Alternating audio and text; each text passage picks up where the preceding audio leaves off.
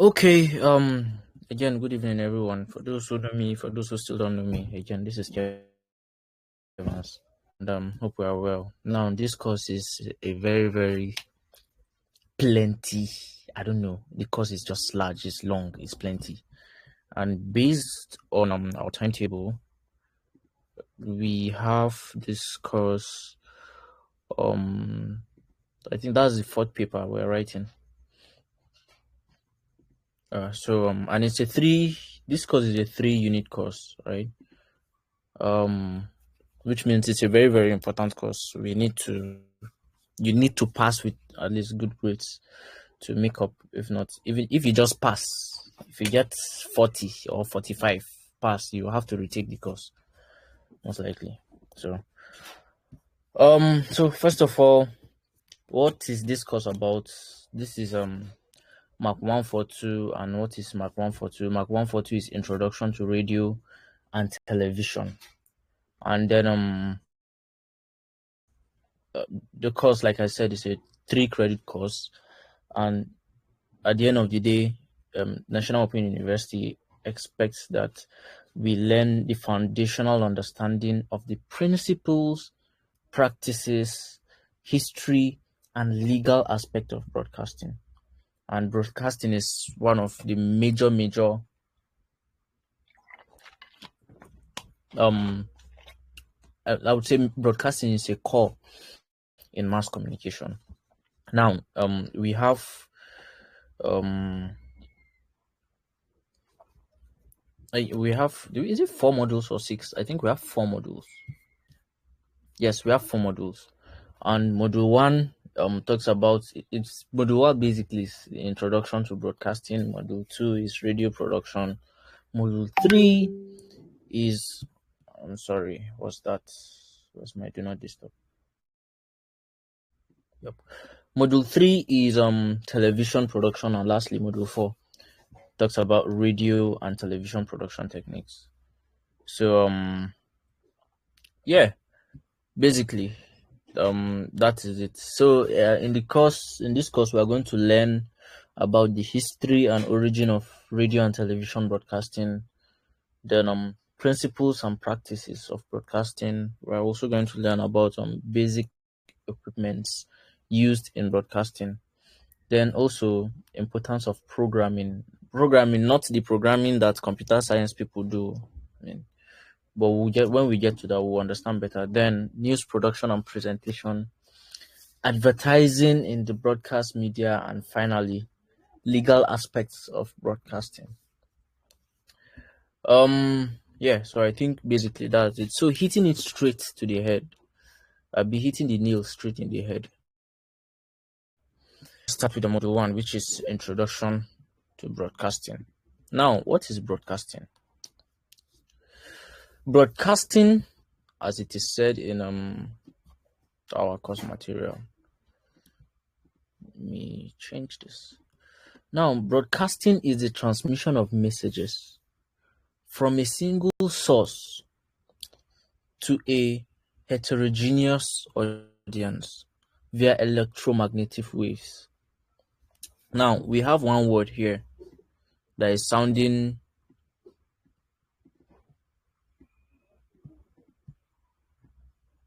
we have one word here. Heterogeneous. Now, what does it mean? What does heterogeneous means?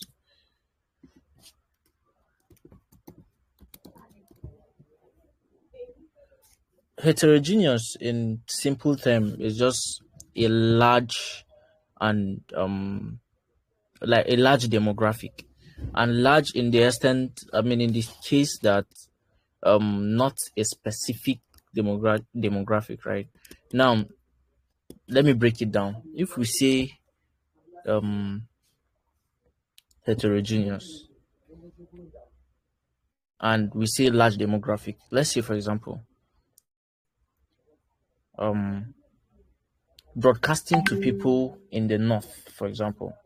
Let's say you aim at broadcasting to northerners, right? Now, northerners in the country of in Nigeria is a large demographic, but it is not heterogeneous. Heterogeneous is saying, okay, we are broadcasting to a large audience from different, um, you know, different culture, different backgrounds, as the case may be. But at the same time, broadcasting doesn't necessarily have to go to, um, there are broadcasting, or how will I say, we have TV stations, radio stations that do specific broadcasting, which is they broadcast to a specific audience, right? But then the definition of broadcasting is not limited to just a specific demographic or a specific audience. Why do I have notification sounds on? Yeah, so again, we can define broadcasting as the transmission of messages from a single source to a large audience, let's put it that way, via electromagnetic waves. Now, the programs can be entertaining, it can be informative, it can be educative, or even a blend of all of it. So there's no there's no um uh, limit to the kind of content that can be broadcasted. Even though there's now, what are the characteristics of broadcasting? What are the characteristics of broadcasting? Now, here.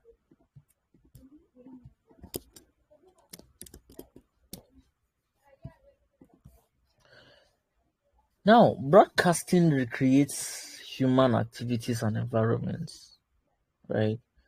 And in broadcasting, for example, if we are talking about news, if we are talking about um, news, for example, characteristics. If we are talking about news, for example, news must be current, right? It must be um concise, it must be precise, right? Broadcasting itself involves like a production team. We'll do a lot of breakdown. And in a production team, we have things like technical crew, producer, director, editor, lighting, blah. I will explain all of this. Now, broadcasting can also set agendas, right? Influencing public discussion and reaction. Now, major characteristics of broadcasting, which I did not write in this summary that you are looking at on the screen right now. Um, broadcasting can, it possesses several key characteristics that distinguish itself as a medium of communication. So basically, broadcasting can be used for a lot. One is a recreation of activities and environment, and broadcasting programs recreate activities. Let's say, for example, NTA Kids, right? NTA Kids do a lot of kids programs. I don't know if people still watch television, but people that watch, yeah, and kids still do recreational programs on digitally. People pay and all of. I mean, we have news, and news tell inform on, right, or local. I mean, news can be local and international. And remember, anytime we mention local, we are talking about our country, and if we mention the diaspora or international, we are talking about abroad. Technically, the news and uh, we have it Oh,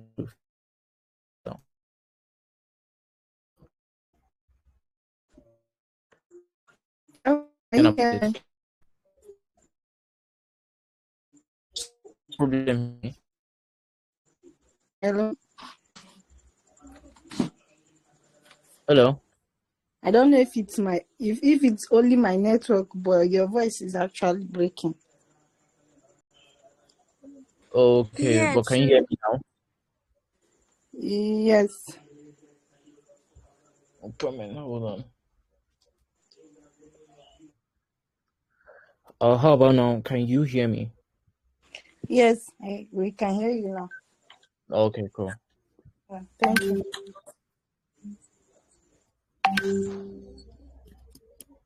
Okay. So yeah, we're talking about technical production team. Now, who are the technical crew in a production team?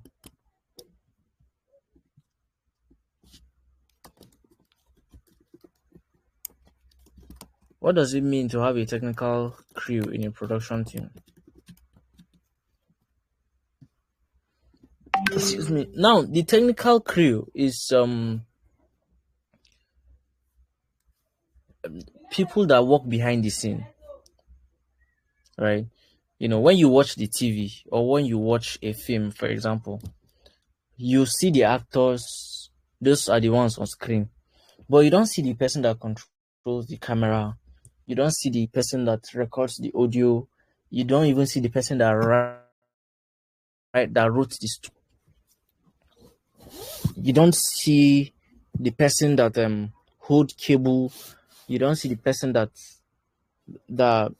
brought light, that lights the scene or control the lighting. You don't see all of those people. Now, anybody that does any technical job on set, and what does a set mean? A set is basically a place where production is taking place. So anything that has to do with production. So let's say all of us now, for example, simple example.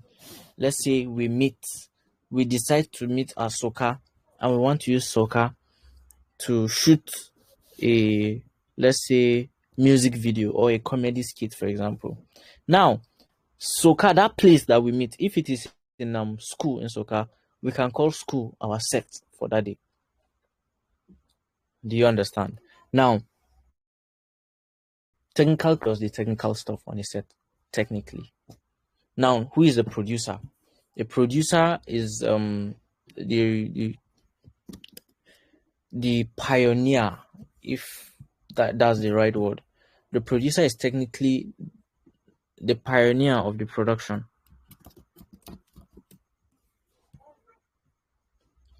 So the producer is someone who oversees the entire process of, you know, filming whatever it is that is being broadcasted or whatever it is that is going to be broadcasted. And then who is the director? The director is the person that gives the directing. The people most of the time, people that shout action, cut, or when you do mistake, they'll tell you no, you're supposed to post like this, you're supposed to walk this way, you're supposed to look this certain way. Those are most of the times the directors. Then editors, we have them. The editors are um we editors are, I mean, we have them in two. One is the person who edits the story or the script. Now, what is a script?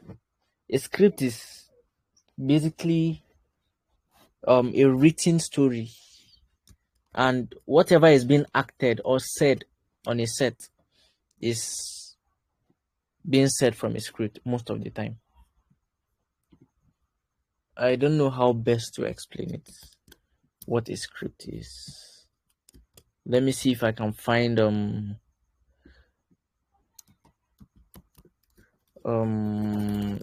very vague way of explaining it.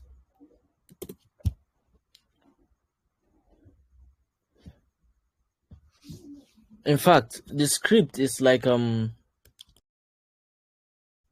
this is the dialogue or a visual production of production would look like. That's the production that we are broadcasting or airing. Now there's the editor for the script. That's the person that does the writing, edits the writing. Then there's the editor for the film or the broadcast, as the case may be. The person that edits what goes on air. That's after it has been recorded from the camera. Then lighting crew, which are also part of the technical crew, people that take care of lighting. And then the actors and artists, blah blah blah. They are mostly the people you see on screen. Right. So broadcasting can set agendas, it can influence public discussion and reaction. Broadcasting can do a lot. Broadcasting can shape narratives. I'm very, very sure that there are things that from watching movie, you watch something from a movie and you learn that, oh, this is how, um, things are being done here and there and all of that. I'm very, very sure we've we've had scenarios like that where you've learned, oh, this is how Indians behave, or this is how Philippines behave, or this is how Koreans greet people, or this is how Nigerians greet people, or this is how Americans do this and do that from movies and things like that. So technically, broadcasting has a lot of power and it can influence a lot of things. Now, program content. What is a program content? Most of the time, program content is technically the content of the program that is being broadcasted or aired, right? And these programs most of the times need from human experiences sometimes, and sometimes it's from thoughts, sometimes creativity, and most of the times it is being done to address societal issues. That is in the case of broadcasting, right? And I mean, not just address societal issues, some are done for entertainment. I mean, as it has grown to be, we have channels like MTV Base, for example. And MTV Base, I mean, I believe some of us know MTV Base, or a lot of us. MTV Base is a channel that shows only music videos, right? I mean, and that kind of um TV network. I mean, MTV Base is a TV network, and that kind of TV network specializes in entertainment, most especially in the music industry. You get so, but it was someone's idea to say, I think we should start, showing music videos to people. People enjoy watching music or listening to music. Maybe we should start. That was somebody's idea.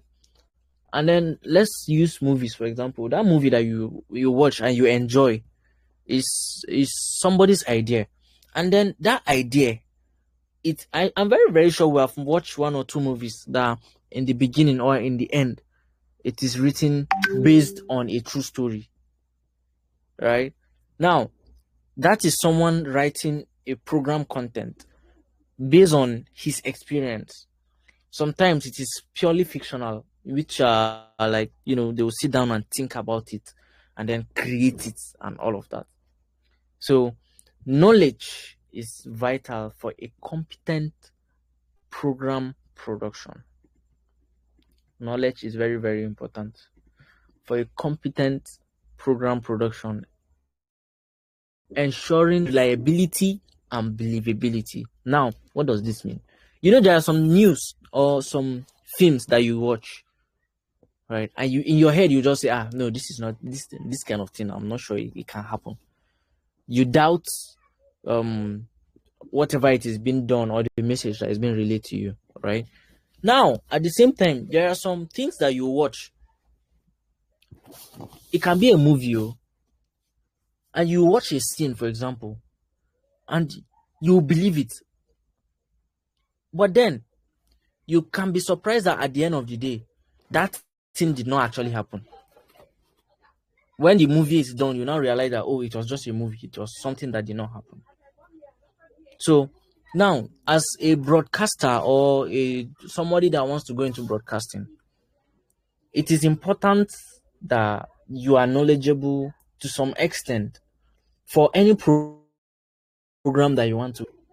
to ensure that that program, first of all, is reliable. And what do you mean by reliable? People buy it, and then people believe it. And if people are able to believe it, your program will last. Let me use a typical example. Now, I know very, very well that we have one or two comedians that we know that they have, or we know one or two people that have blow for just 1 week or for just 2 weeks. Let's use, for example, that meat pie guy. Yeah. Now, that guy at a certain time in this country, he was one of the most talked about person.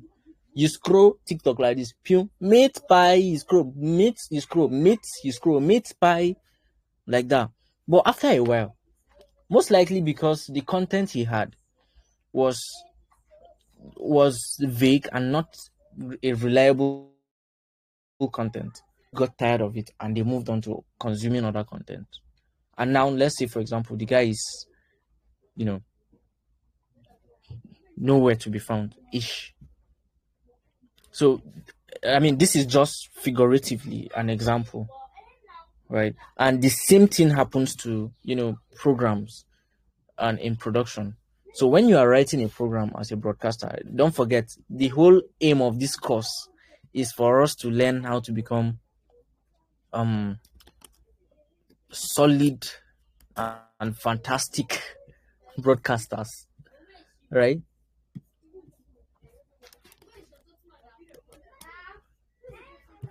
So programs objectives.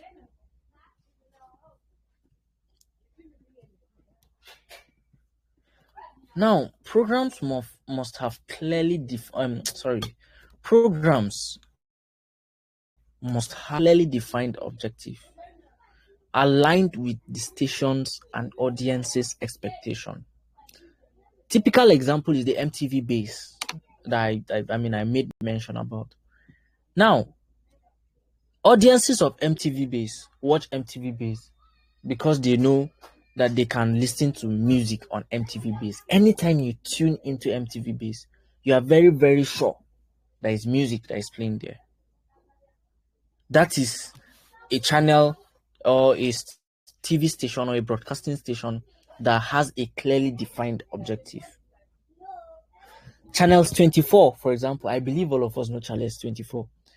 Channels TV, there's no minute. Anytime you tune into Channels TV, you are watching news. Do you get?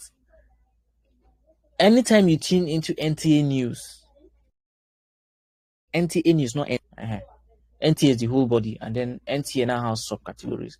Anytime you tune into NTA News, you are most likely going to be watching news.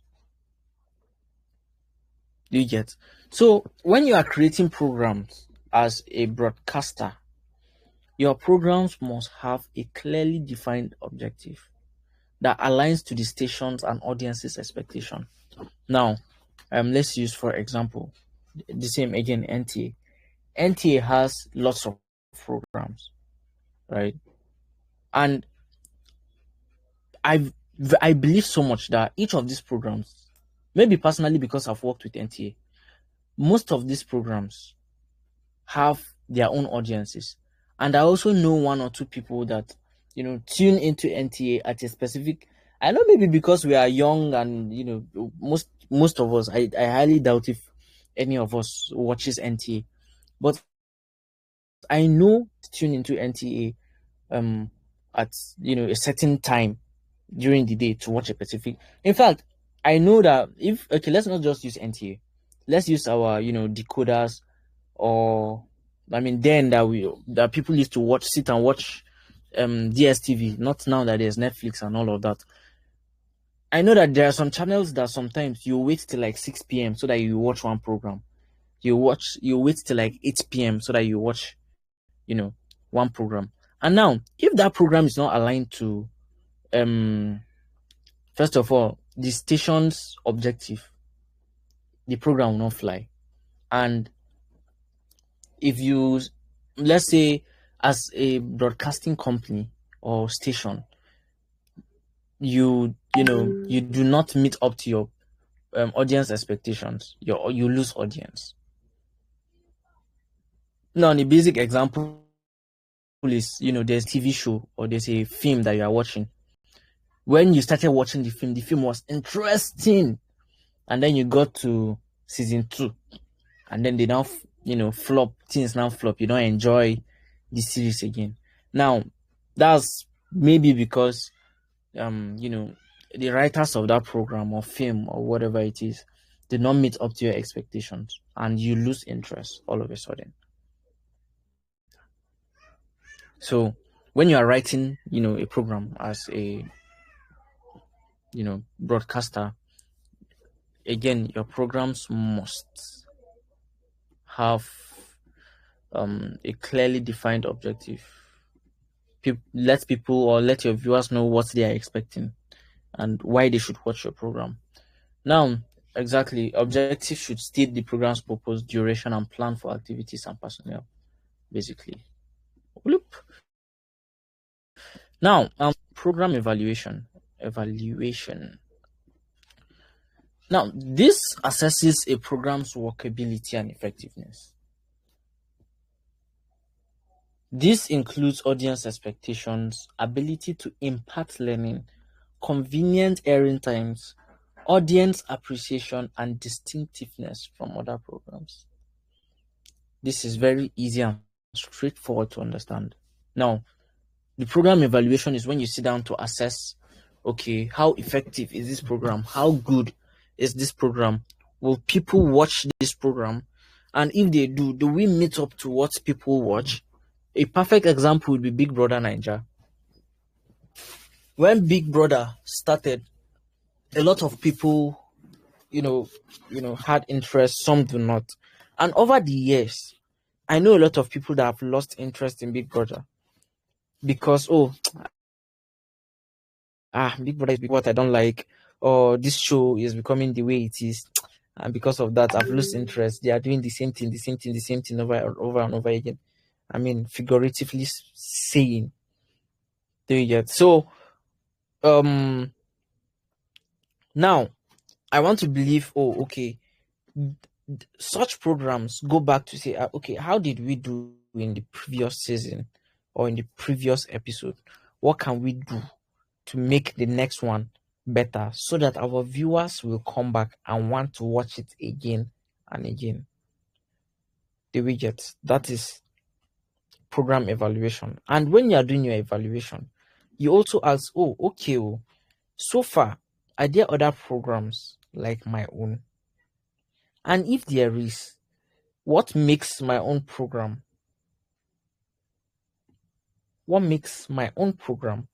different from other people's programs? So those are questions, or those are key things to look out for when doing a program evaluation, right? So please take notes. Let me even mark them so that you see these things these are like bullet notes from your course material, or rather from our course materials. So take note of them because they may or may not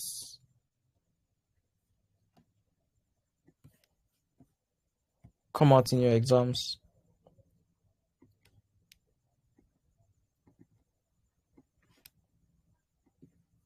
Aha. I think I'll change the color to something more.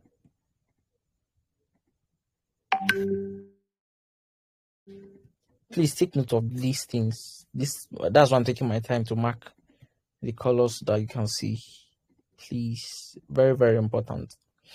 Now, production considerations. Now, what are production considerations? First, it says productions must satisfy the station's purpose, which is 1. Then achieve program's objectives, which is 2. And then 3, meet the audience's interest. Now, production must satisfy the station's purpose. if there's a radio station, right? I want to believe there is a particular reason or there's a particular purpose for opening or running that radio station, right? That's it. So you cannot just say, oh, I want to buy a car. If you are buying a car, you have a reason for buying a car and what you want to use the car for. Now, what you want to use the car for is a typical example of purpose. That's a purpose, technically, right? Now, productions in broadcasting should satisfy the station's purpose, which is very, very important. Then achieve the program's objectives. Now, what does this mean? When you are running or when after opening or starting your station, maybe radio or video, whatever it is, television. Now, if you are writing a program, you have objectives of why you want to do the program, right? Now, Big Brother, for example, figuratively, will tell you that, oh, we are doing this program, we are running Big Brother Nigeria so that we can, give young Nigerians or young minds a platform to become what they really want to become. I mean, this is figuratively an example. Do you get? Now, at the end of the day, do they meet their objective? Of course they do. Because you go into Big Brother, for example, not being popular. And when you come out of there, most of the times you see that, oh, most of the times there are people who go through Big Brother, for example, become successful or become popular and all of that. That may be an objective of the program, right? Then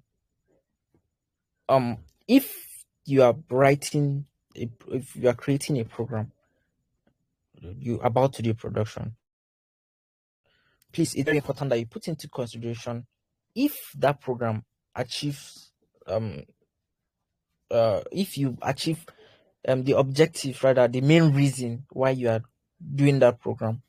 Then in all of that, you need to ask, does this program that I want to start doing or this program that I am already running, does it meet the audience interests? Now, TV shows. I have a very close friend that love watching reality TV shows. Jesus. Everything about this lady is reality TV show. Everything. Reality TV show. So she doesn't miss any episode of let's say Real Housewives. She doesn't miss any episode of Too Hot to Handle or any season of let's say Big Brother, for example. Right? Now, she does that because, oh, those shows interest her. They keep interesting her. But then when those shows start to do what does not interest her, she might lose interest. And the same way with us, there are some season films for people that watch seasonal movies that you watch because you are interested. The show interests you. Now you are their audience. And the same thing when you are becoming a broadcaster, you should ask, you're put into consideration if that program you are running, if it meets the interests of your audience. Then now, adequate studio lighting, performance space, and appropriate location, whether studio or outside, are important, and programs should appear believable. So there are programs that there are programs that are being studio. For example, a news now. Most of the times you have the news broadcaster. It's the person that is reading the news. Most of the time they are in a studio, right? Then also you have a broadcaster outside the studio. You have a broadcaster outside the studio that will stand with mic in front of city gate and is doing interview. Do you get? So now, regardless of where you are, whether you are in the studio or you are outside, it is very, very important that you have adequate lighting and the space is conducive, and everywhere is okay to shoot. Let's say, for example, you are speaking about um broadcaster, for example. You are in the studio and you are broadcasting, and then you are talking about you know good health and cleanliness, or um keeping our environment clean. And then on your table we see nylon of you know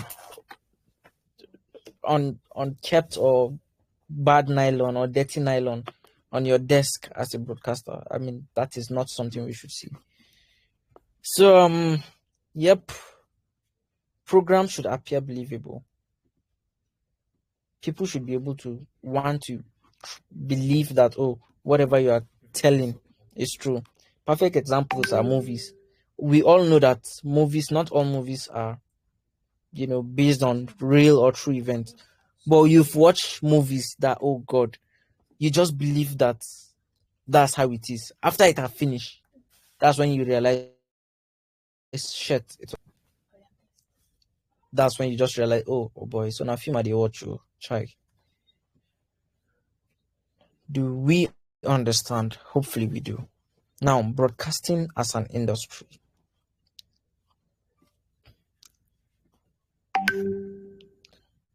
I want to understand where this notification is coming from. Oh, I think I know where. Sorry, guys. Please hold on. Okay. Now,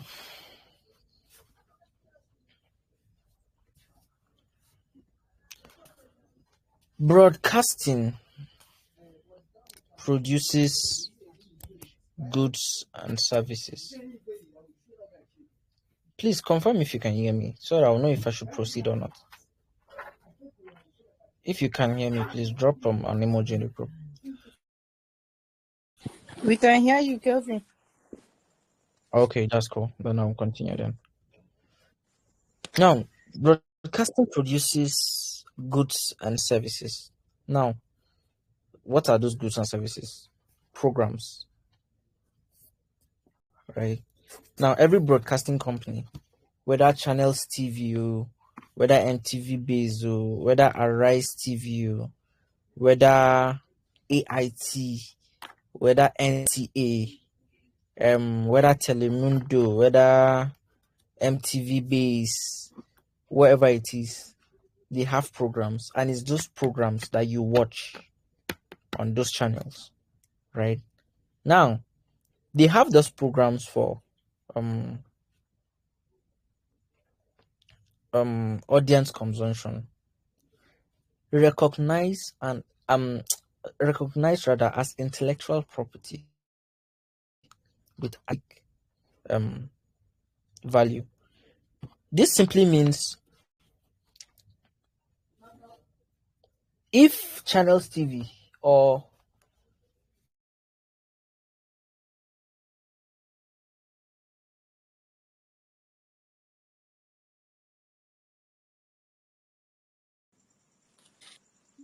Hello, Kelvin.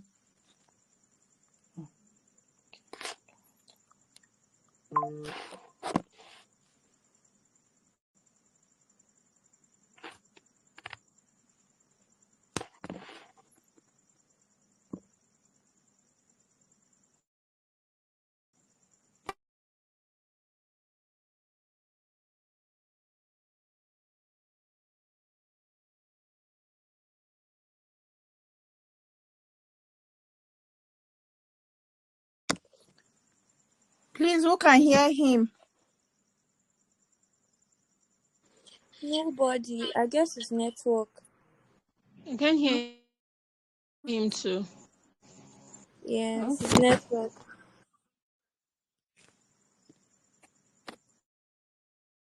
Let's just hold on now. Maybe his network is bad. We'll soon come back home. Okay.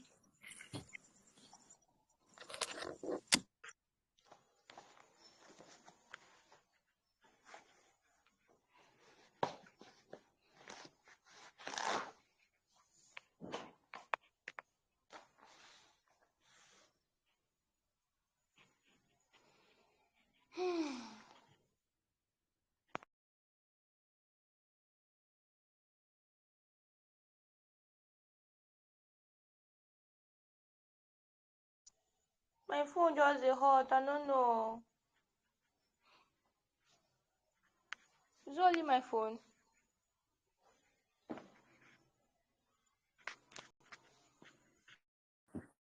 You're stressing the phone, that's why. You said? I say you're stressing the phone, that is why. Me that is stress, uncle. The phone should understand now.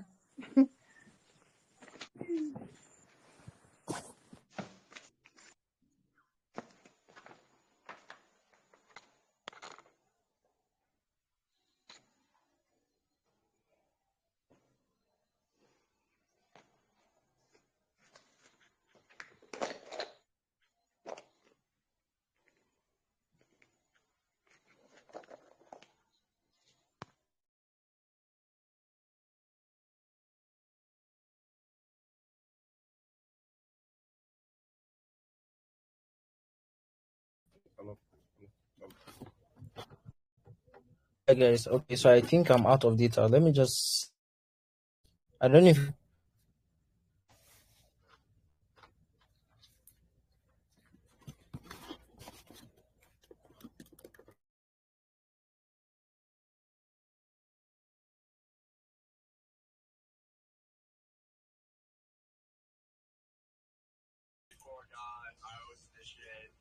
I want to know the two devices wey dey always connect to this thing. Is it on?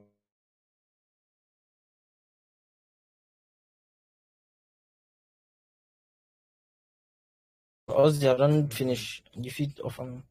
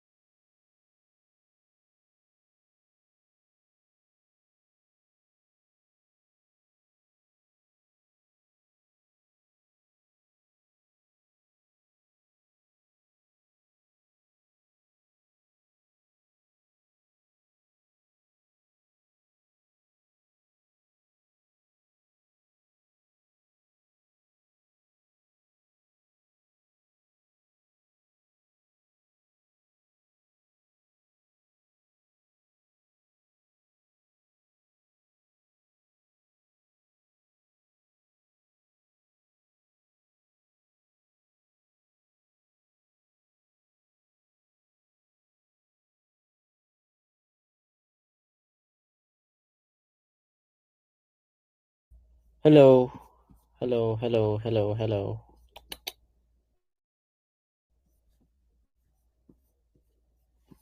Please confirm if you can hear me.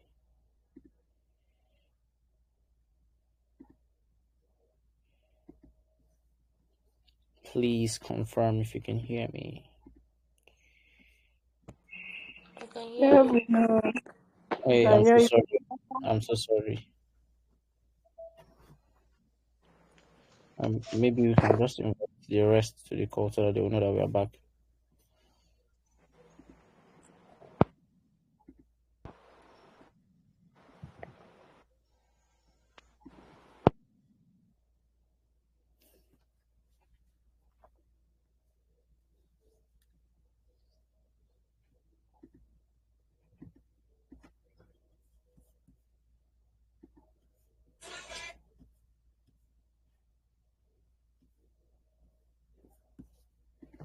Okay, so by 4:40, I'll just proceed back immediately. Sorry, 9:45.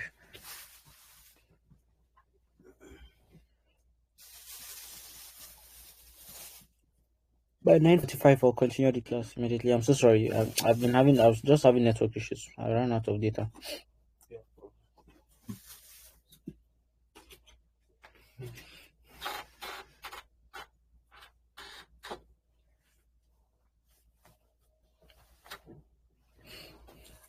I don't know what show last time.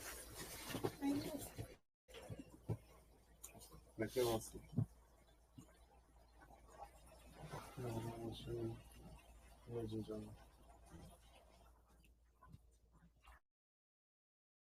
No, I have to before paragraph.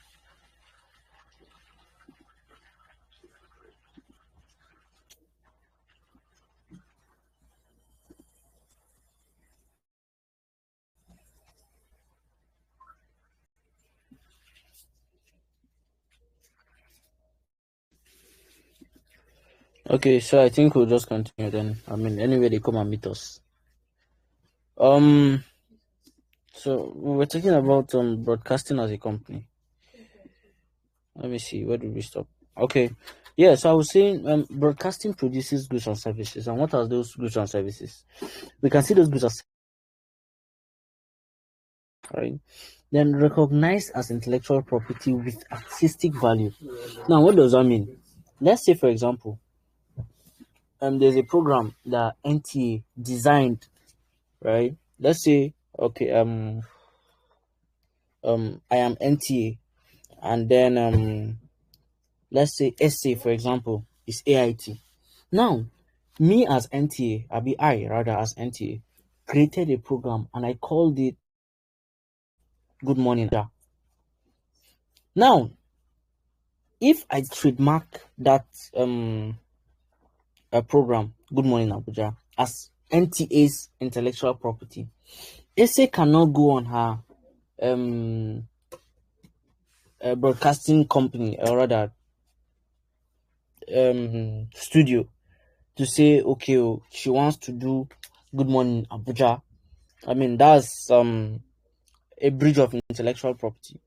You get? So most of the times, programs that broadcasting companies create are original programs. You barely see those programs on other channels. You will, in fact, you will never see. I mean, I'm not thinking about movies, so at least even the movie itself, before a network will show a movie on their channel, they have to collect a license for it, and that license is the intellectual, because the movie is the intellectual property of whosoever created that movie. So that's basically what it means. So it a broadcasting agency or company operates as a business institution, setting goals to satisfy societal needs and desires. Now, basic equipment that are being used in um broadcasting. Now, essential technical equipment includes camera. I mean, we should know that we need a camera to film. Uh, we need a camera to film the program. Now, a monochrome in this case is a black and white. Anything monochrome is black and white, right? Then a color, or a colored camera, and now color cameras that shoot. I mean, I don't think we have cameras. People use cameras that shoot monochrome anymore. Cameras that shoot black and white solely. Most of our digital cameras now shoot color. If you open your phone's camera, it has colors on it. Then tapes. This course material is a very old one. Tapes to capture, that's to record. In fact, these tapes are like, in our advanced world right now, is what we call memory card. So a camera uses a memory card, not that kind of memory card that we used to put in our phone. No. A camera has its own type of memory card. Let me see if I can get a picture. There are different type of let me see if I can quickly get a picture. Memory card that cameras use.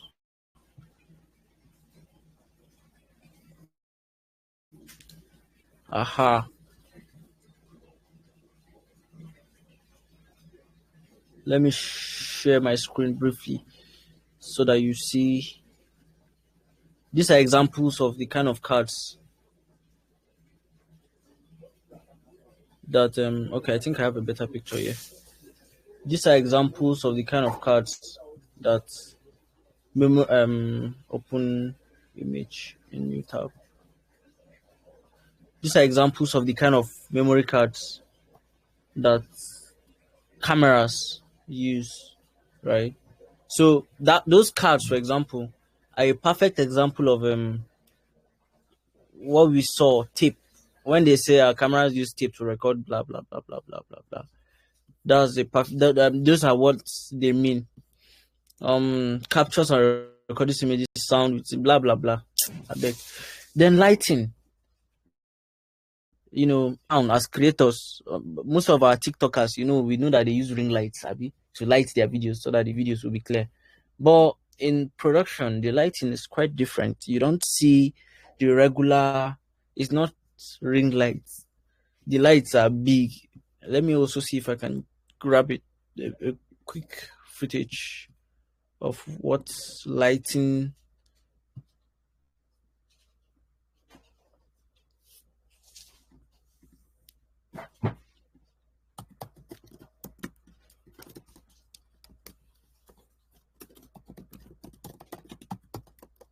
Let me see if I can get, so that we can just have an idea of what those lights.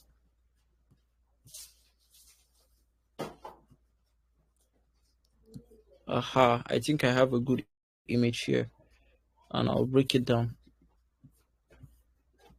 Don't worry, I'll share the image with your screen.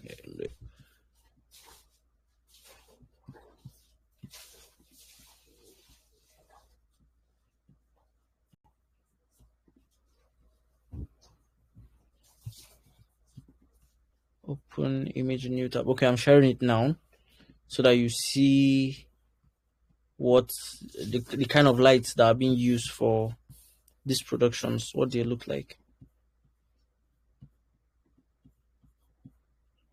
Yeah, so this is like a perfect example of the different kind of lights that are being used in a production. I mean, all these ones are individual kind of lights.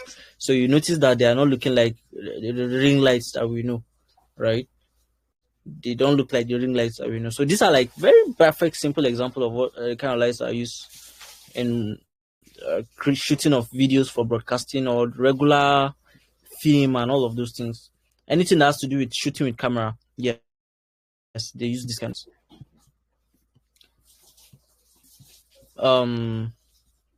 Then microphone.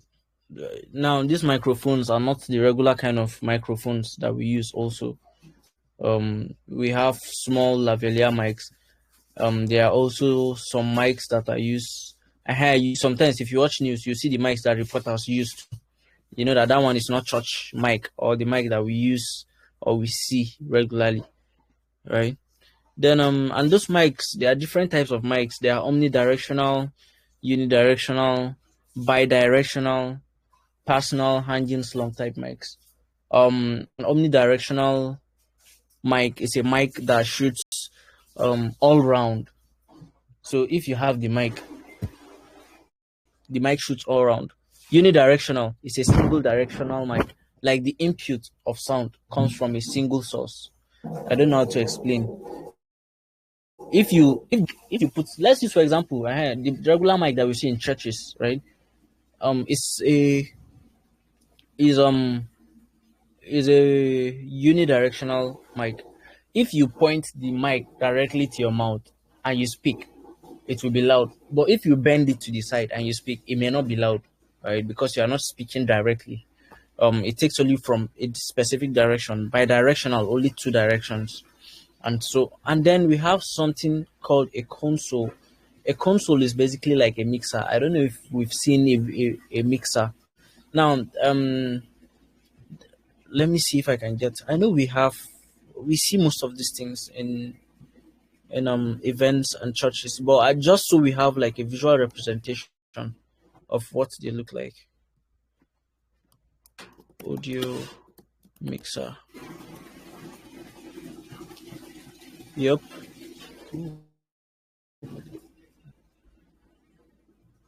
Yep. So this is what a mixer. In fact, let me just share my entire screen so that we don't have to do a lot of back and forth. I know we've seen something like this before in church or somewhere. This is what a mixer looks like. Sorry, I think my network is still bad. I want us to get a clear image.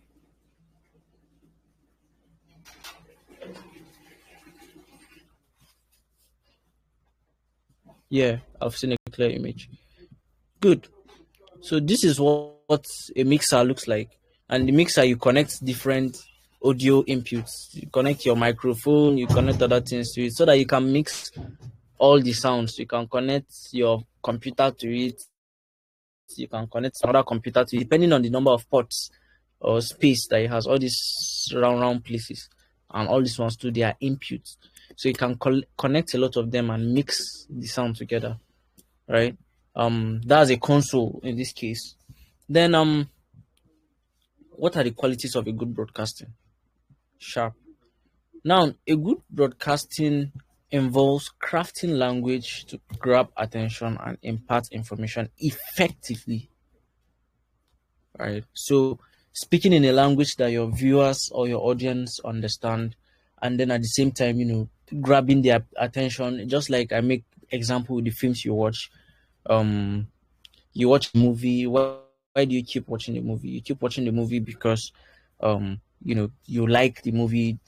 Why do you like the movie?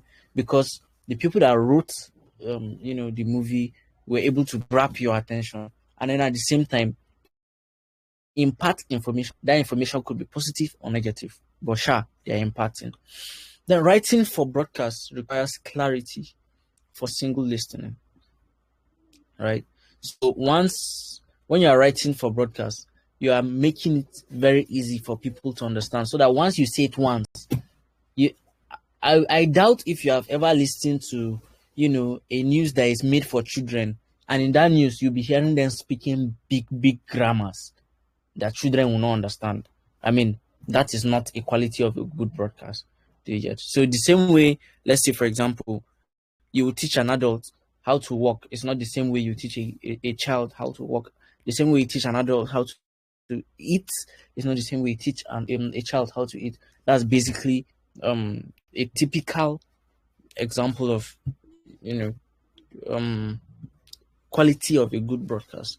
Then good broadcasting depends on achieving program objectives. We've talked about this, objectives of a good broadcast, right? And the ability to be able to achieve the program objective.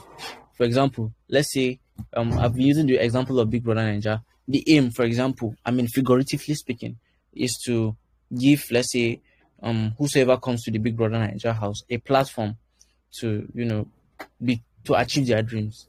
Now, at the end of the day, if you are a winner of that show, you've achieved, their aim has been achieved, right? That's a quality of a good broadcast. Then strategic planning for resources and program formats. Now let's move to module 2, radio production. And don't forget, module 1 was just an introduction to broadcasting. Now radio production. Module 2. Please, if you can hear me, just drop an emoji on the ground. I know that we are together. Before I'll just be speaking on my own.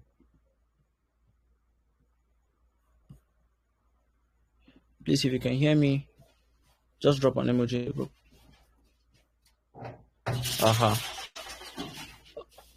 Thank you. This one is dropping now if you're violent. Anyway, so advent of radio in Nigeria. What does advent of radio in Nigeria mean? When did radio come into Nigeria? How did radio begin in Nigeria? Now, started as radio started in Lagos in 1933, and it was the British colonial government that started radio in Nigeria when we were still colonized by the British, right?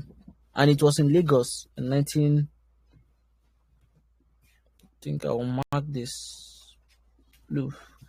And it was established in Lagos, and it was called the Radio Distribution System, RDS. Again, Radio Distribution System, RDS, in Lagos, and it was in 1933 by the British colonial government. Now, initially a relay station for BBC programs, right? Now, BBC had been there. The aim was to have an extension of what BBC broadcasts, down using this radio distribution system. And then it evolved into the Nigerian Broadcasting Service (NBS). We did something like this in first semester. That's last semester.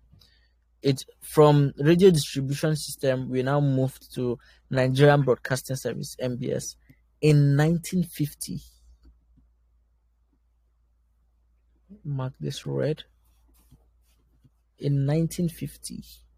Don't forget, radio started in 1933, and then it started as radio distribution system, and then we moved to it evolved rather to Nigerian Broadcasting Service (NBS) in 1950. Then it now became Nigerian Broadcasting Corporation (NBC) in 1956. In 1956, and then finally, is it finally? Well, the Federal Radio Corporation of Nigeria was now established in 1987. Please, let's take notes of these dates. It is very important. I mean, we all know that it is important. They will ask you in your exams.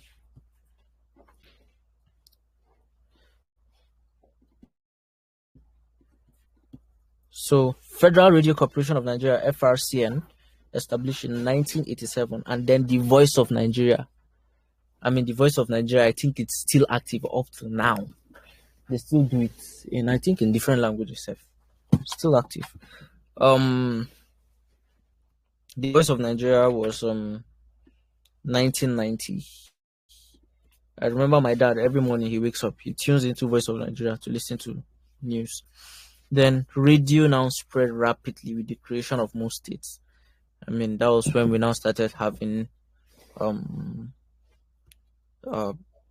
private stations and all of that. In fact, that's what we're even talking about next. Ownership and control of radio. Come on. Now, historically, broadcast media was solely government owned. So all this while that we had all this establishment of radio stations, it was the government that owned them.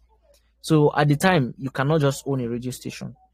Any radio station that was open, that was active, was owned by the government. And then it was it could be either the federal or state government, not necessarily the federal government. So at the time, individuals did not have the power to own radio stations. It was either the federal or the state government. And then the deregulation happened in 1992. Let me mark it real quick so that we don't forget. The regulation happened in 1992, and that's decree number 98. Mark it green. Decree number 98. And that was what paved way for private ownership. And then from there, we now started all the radio. They now, they started all the radio stations, Cool FM. What other radio stations exist? Plenty. Wazobia, Embelembe, all of those. It was the deregulation that happened in 1992 that paved the way for them. Now, what are the features of radio? Features of radio. Now, radio reports current events. That's number one. Then, radio constantly seeks new ideas. Then comes barriers with wide signal reach. We can have a radio station in Abuja. Or let's just take an example, Voice of Nigeria, VON. I want to believe you can be in any part of this country and have access to it. Right?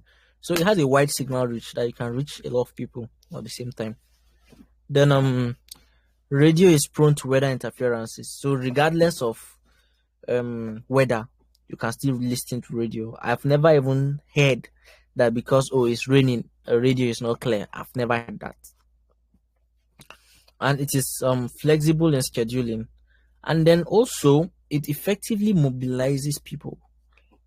Then it bypasses illiteracy. So I mean, you must not necessarily be literate to listen to radio. And then it personalizes news. Now, please, all of these are features of radio. These are supposed to be bullet points, right? In our course materials, these are bullet points, but I'm writing them in sentences so that it is easy for us to read. But please, they are all bullet points, and they are importance of, or rather, features of radio rather. So please, if you can take note of them, because I mean, I doubt if something like this will not. I think I even had a question like this in my TMA.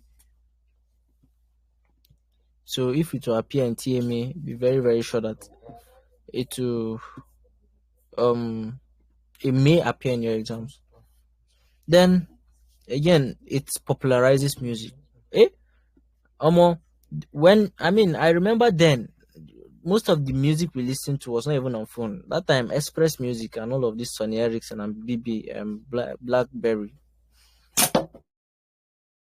and all of those phones, you had to download music. There was nothing like streaming. But then those music, before you have data to download themselves, you have to be a serious big boy.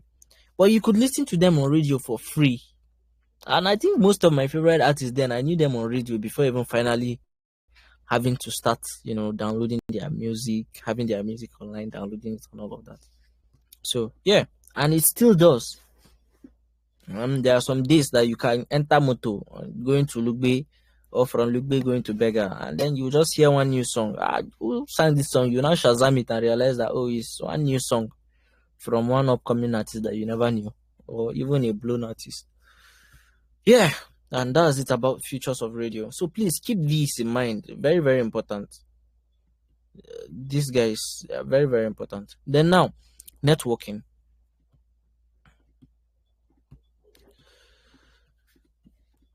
In Nigeria, first of all, the Federal Radio Corporation of Nigeria, which is the FRCN, Federal Radio Corporation of Nigeria, is the single radio network. Networks are majorly programming sources, broadcasting programs nationwide simultaneously. Now, this FRCN is a single network. It's a single radio network, right? Now, all those other networks that 93.7, 90.5, 101.5, all of them are just program sources. Do you get? And they are broadcasting programs nationwide simultaneously using the FRCN. So every radio station that is connected to the FRCN. Do you get? Now, a fundamental objective is to reflect Nigeria's federal character and cultural diversity. State government-owned radio stations are often mandated to hook up to the national news bulletin. That's why, because the all radio stations are connected to the FRCN, it is easy to regulate, the contents that go live on air. And that's why you hear that, the FRCN have banned, or the MBC rather, of Noun, which is Nigerian Broadcasting Commission, has banned Naira Marley's song, and automatically all radio stations cannot play his song, and all TV stations cannot broadcast the song, and all.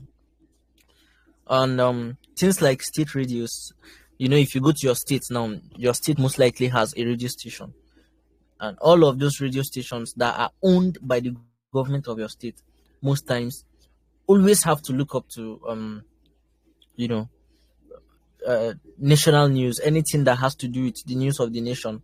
If President Bola Ahmed Tinubu is giving a speech by 9, all the radio stations are to tune into that news and make sure that they broadcast when he's giving that speech by 9 p.m.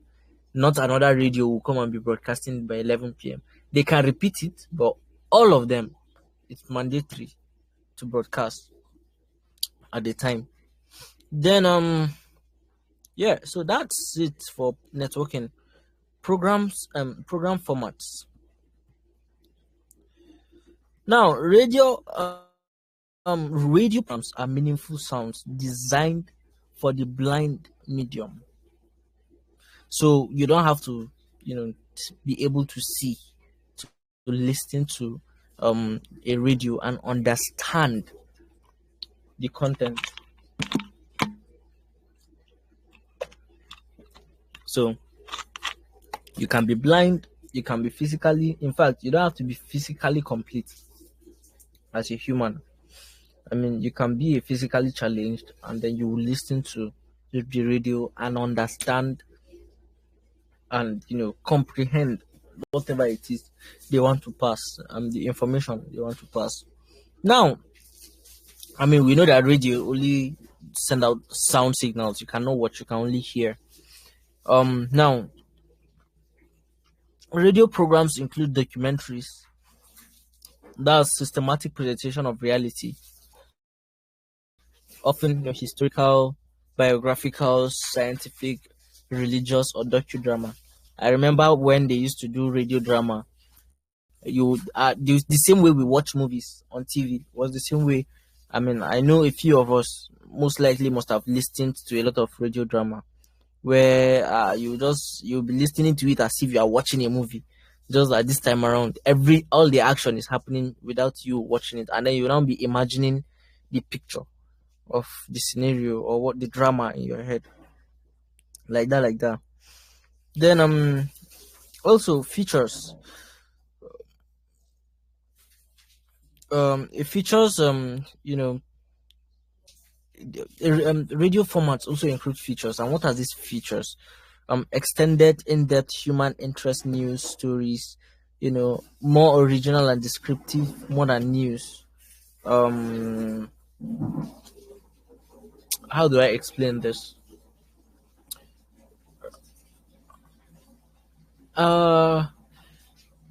Let's say something like Embelembe now, for example. Sorry, I mean, I'm in Abuja, right? I mean, we are in Abuja. So most of us know the Embelembe, right? Now, that is a feature because it is not necessarily, news stories, not news stories, right? But we have a lot of people. In fact, I knew Embelembe from vehicles. If you mistakenly enter along on a very good day in the morning, you will listen to Embelembe. If that along has a radio that is functioning, you will listen to Embelembe. That's how I knew the show. Right now, I mean, people listen to it because it's human interest, right? Human interest, and then those are one of the reasons why people actually listen to them. So they are not news, but people just find the content of Embelembe interesting. Also we have news programs. We know news programs already. Accounts of timely human interest events that affect people and stimulate curiosity. Now, radio formats and technology. Programs use simple language and imagery to create mental pictures for listeners. Like I explained that time that they used to do radio drama, you just be hearing market woman, you now hear somebody, you now come and say, Mama Nkechi, how market they go now? She respond, oh, market they go well though. Just say one boy just come mistakenly push my crate of egg before down break. Sorry, Mama Nkechi, no verse, yeah. I bet give me 2 market. And that's how they used to do it in the radio. And then you'll now be picturing it in your head like, I mean, and it was, I mean, there used to be interesting programs like that as of the time. I don't know if they still do it.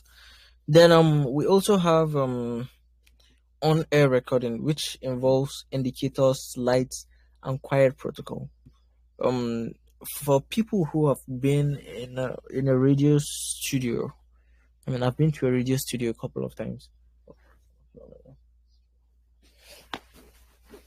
For people who have been in the radio studio, that is that they are doing like a program that is live on air, right? Once they are live on air, there's a light. Let me see if I can even find it.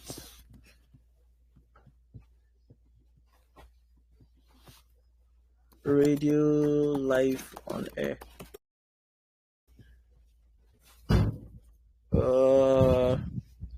It's not this. Let's just something like this, for example. Let me open the image in new. Hey, no. I'm doing the wrong thing. Something like this. This is a typical example. My hard drive is not here. I would have shown you the ones I've captured. So once they are on air, you will see a red light by the door of the studio. So you cannot enter the studio because they are recording, and what they are saying is automatically going live on air. So there are programs that have been recorded live on air, and then there are programs that are not live on air. They are pre-recorded. They will record and edit, and then they will send it. They will play the recording for you to listen, and then you think as if they are on air, but they are not on air. They have already pre-recorded. Then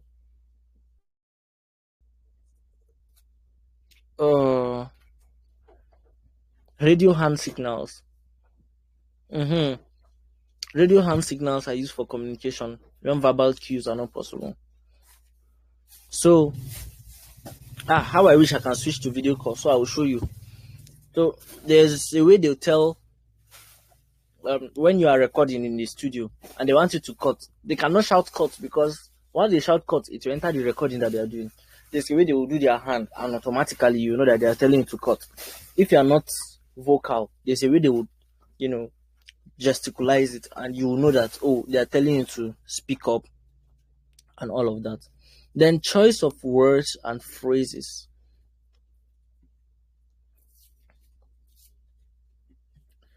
Choice of words and phrases emphasizes conciseness. Then emphasizes conciseness, everyday language, active tense, and avoidance of jargons, acronyms, blah blah blah blah blah blah blah. All these ones are for newscasters, people that not newscasters, people that are always live on radio. Then most of the times on radio, a conversational tone is encouraged. So when you are having a conversational tone, like the way I'm speaking to you now, we are literally it's like I'm having a conversation with you, just that you are not responding to me. Do you get? If the person you are listening to is sounding like a robot, you will not want to listen. So the whole aim is for you to feel like you are in the conversation, like as if you're in your room with them, right? So as a radio, what do we call them?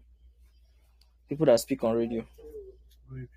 Yeah, as an on air personality, you are encouraged, to use short terminologies, simple sentences, keep your subjects and verbs very, very close so that your listener would, relate with you. Then we have news production.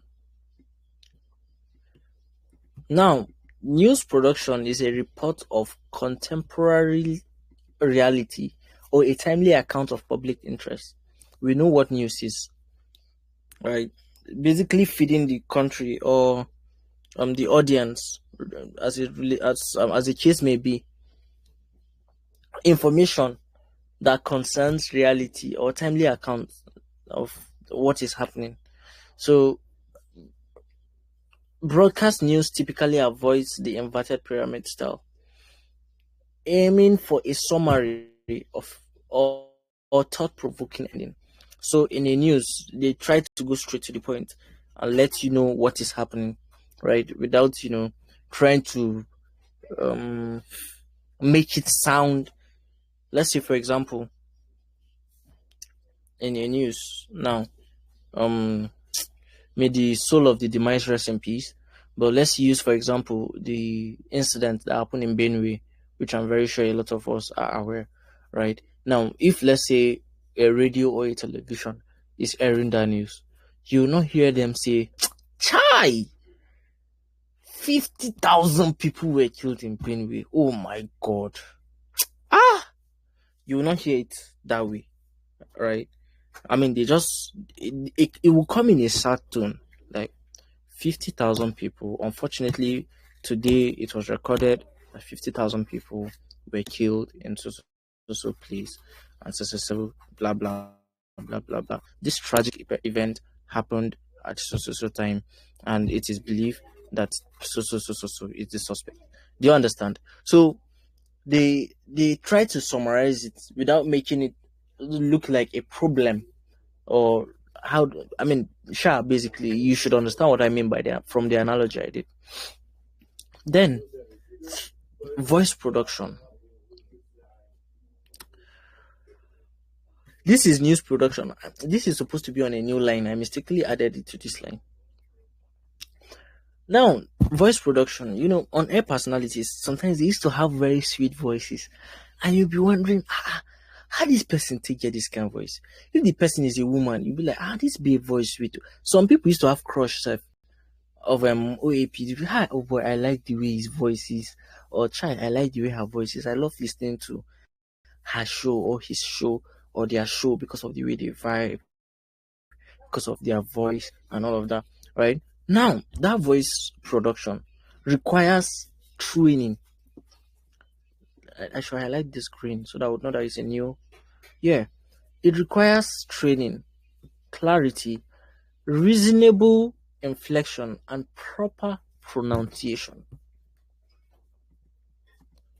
Let me just highlight this. Yep. La da la da la da la da. Oh. Aha. News values. This should be green. This is something else on its own. Yeah. Now, news values. When we talk about news values, we talk about impact, timeliness, prominence, proximity, Israel, conflict, and currency. Now you meet people that tell you, "Oh, I prefer watching channels television because they air their news are always legit. They know they bend down." Another person will tell you, "Oh, no, I prefer watching BBC because they prefer watching BBC because of their news is always interesting." Another person will tell you, "Oh, I prefer this other channel because of this." Now, all these things are values, and it's those values that make people want to watch them. Now, news reporting. All these things are supposed to be on a new line. I wonder how I made them on the same sentences. Now, news reporting is both an art and a craft, which means you have to learn how to report news. It's something that is learnable. It's not something that comes. I mean, some people are naturals, right? But one way or the other, they learn a few things about how to report news.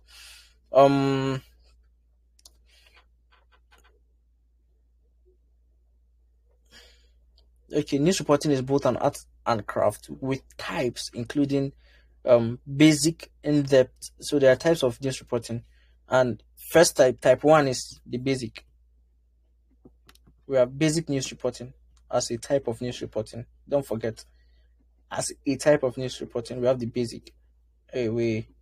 Then we have the in-depth, the imperative, and investigative reporting. These are the types of news reporting. Then we have what we call the news bits.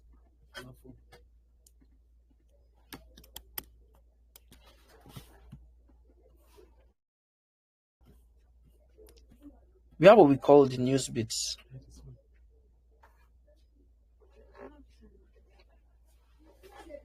Now, news bits are sources where information is gathered. So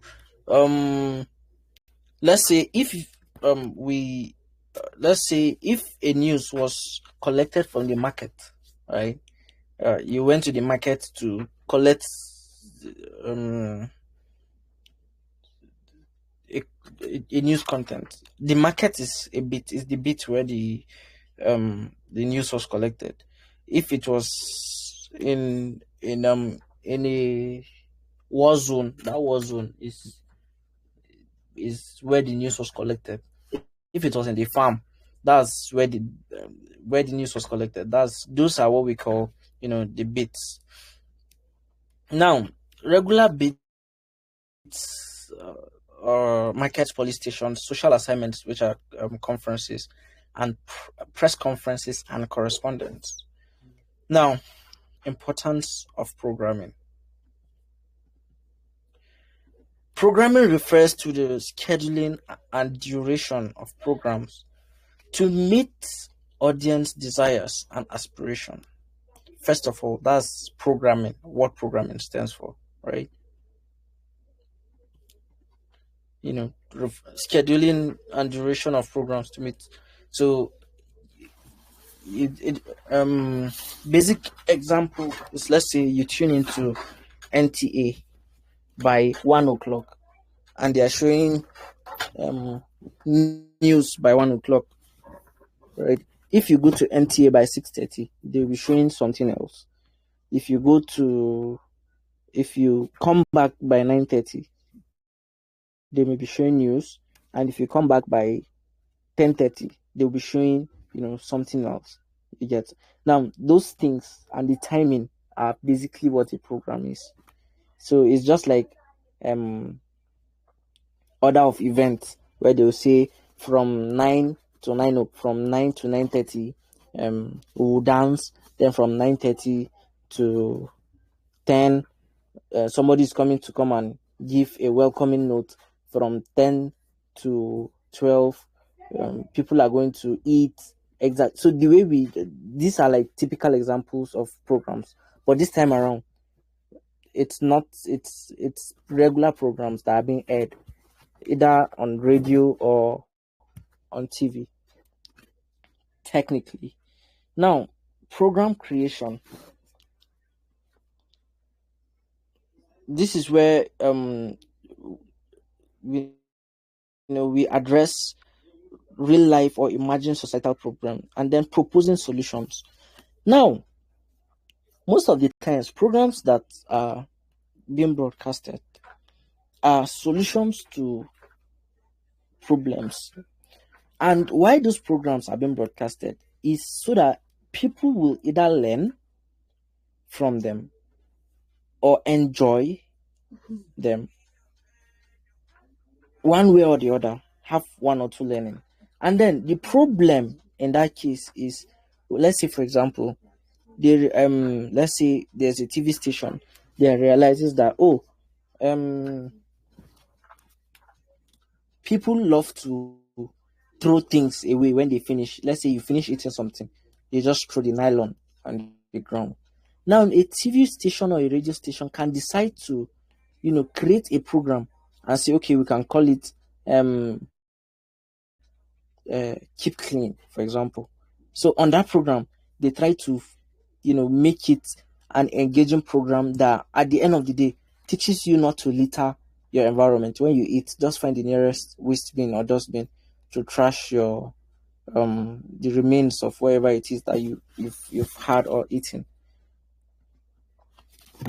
Then please, program creation.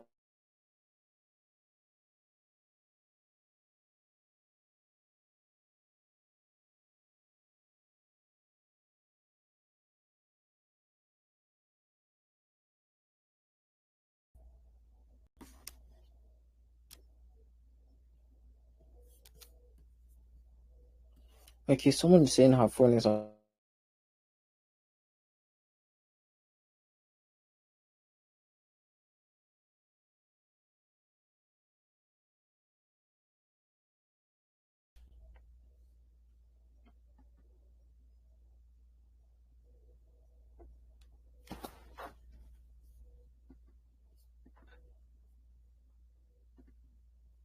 Okay, okay, that's nice.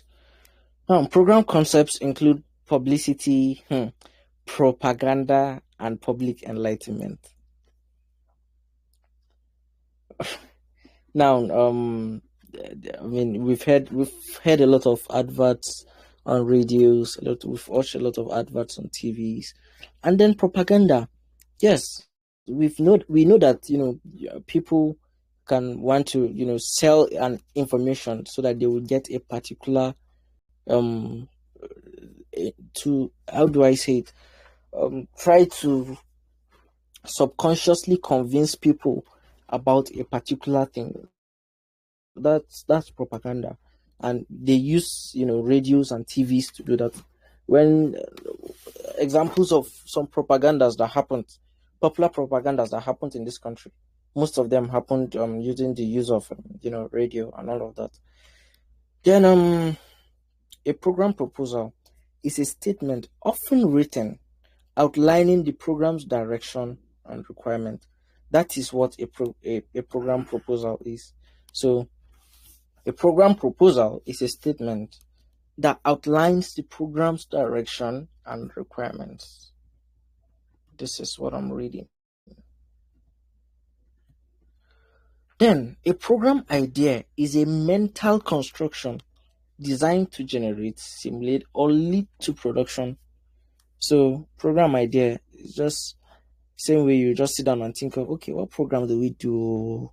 I think I have an idea. We should do a program that teaches people how to sell things in the market. Oh, okay. I think that's a good. Kevin, can you hear me? Yeah, I can hear you. You stop sharing your screen. Did I? Yes. Oh, since when? Just few minutes ago. Not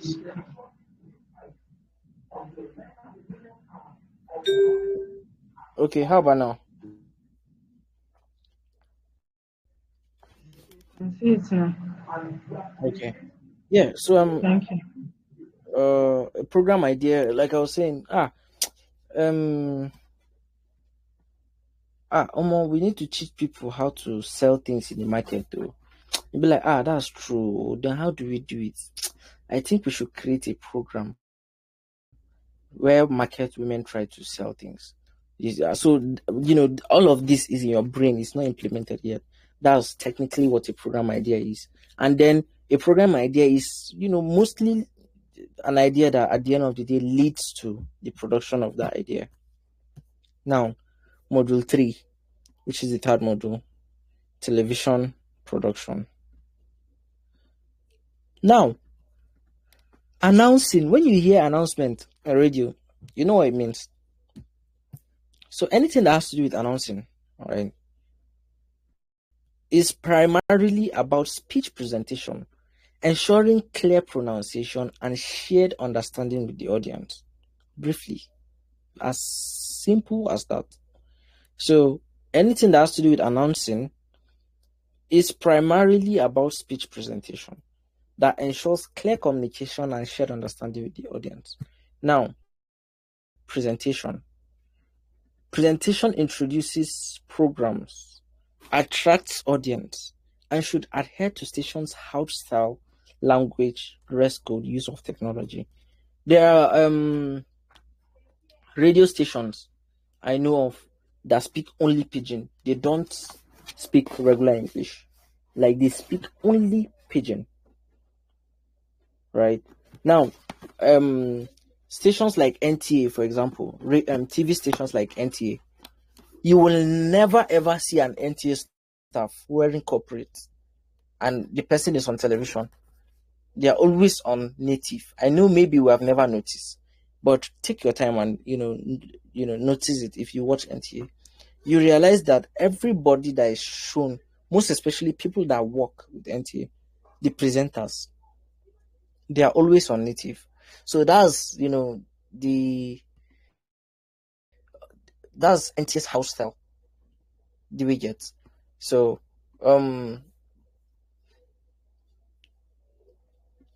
So presentation introduces, programs that attract audiences basically, and should adhere to the station dress code, use of technology, blah blah blah. Now, newscasters. Who are newscasters? Newscasters, or in a very simple term, are the people we call news readers. People that read news when you're watching the news or listening to the news. Now, they present news using appropriate language and performance skills, adhering to script. We looked at what a script is. A script is that paper. If you watch news, you see them with one paper in their front as if they are reading. That paper is where that's what the script is technically. And that's where they wrote what they are reading to you. So what they wrote is the script. Disc jockeys. What are disc jockeys? Disc jockeys is basically DJ. That's the full meaning of DJs. So a disc jockey is a complete form. DJ is just the short form. And I know in this country, you can even go to the street and do interview. What is the full meaning of DJ? People don't even know that DJ stands for disc jockeys. Now, disc jockeys present musical programs, entertaining with wits and knowledge of artists. So most of the times I know that some people have, their favorite DJ that they love to listen to on a Friday night. I know before there used to be programs in the nights that they will bring one DJ to the radio station and it will be giving you banger, and you love to tune into that radio station at that time because of the kind of songs that the DJ plays, and you like the DJ. Then anchors. Let me highlight this. So if you see what is a disc jockey or disc jockey in your exam, just know that they are referring to DJ. Then anchors can be seen as comparers or moderators, or MC. That's the layman way of calling anchors. They present discussions, interviews, and talk shows, guiding participants and summarizing viewpoints. That's what anchors do in broadcasting. They present discussions, interviews, and talk shows, guiding participants and summarizing viewpoints. Then narrators. Narrators provide sequential, orderly accounts of events, explaining situations graphically and persuasively. How do I explain the role of a narrator? A narrator can also be seen as an interpreter, I guess. When you're watching NTA and they're doing a news, or when you're watching any TV station, I think I'm mostly using NTA because this is our home network. And most of the things that are here are what relates to a network like NTA. You see another picture by the small side, and that picture now, you see one man trying to interpret to, people that cannot hear. So that's a typical example of a narrator. Then we have basic, and that's that for television production. Then we have basic principles of presentation. Now, what are these basic principles of presentation? Number one is diction. Now, what is diction? Diction is the ability to be able to pronounce words, right, clearly and distinct, with accurate stress and avoidance of tribal/foreign accents or exaggerated speech. They speak fluently. When you hear them, you'll be wondering, did this person go to Harvard? That's basic. It's diction that makes you think, like, or want to even listen to them in the first place. Then we have mood and emotion. Just like the example that I made with let's say a presenter is trying to, present a heartbreaking news of, killings that happen in a particular space. The presenter cannot come on air and be sounding happy and be saying, "Oh, ladies and gentlemen, it is a very, very good day because 50 people were killed in. I mean, it doesn't sound right. So then, as a good presenter, or under the basic principles of presentation, a presenter should, understand the mood, be able to set the mood and the tone using their body language and vocal tone, so that when you are listening as a listener, you feel the emotion and you better understand what the message the presenter is trying to pass. Then we have eye contact. This one are for people that are on TV. If you notice, TV presenters, they are always as if they are looking at you when you are watching TV.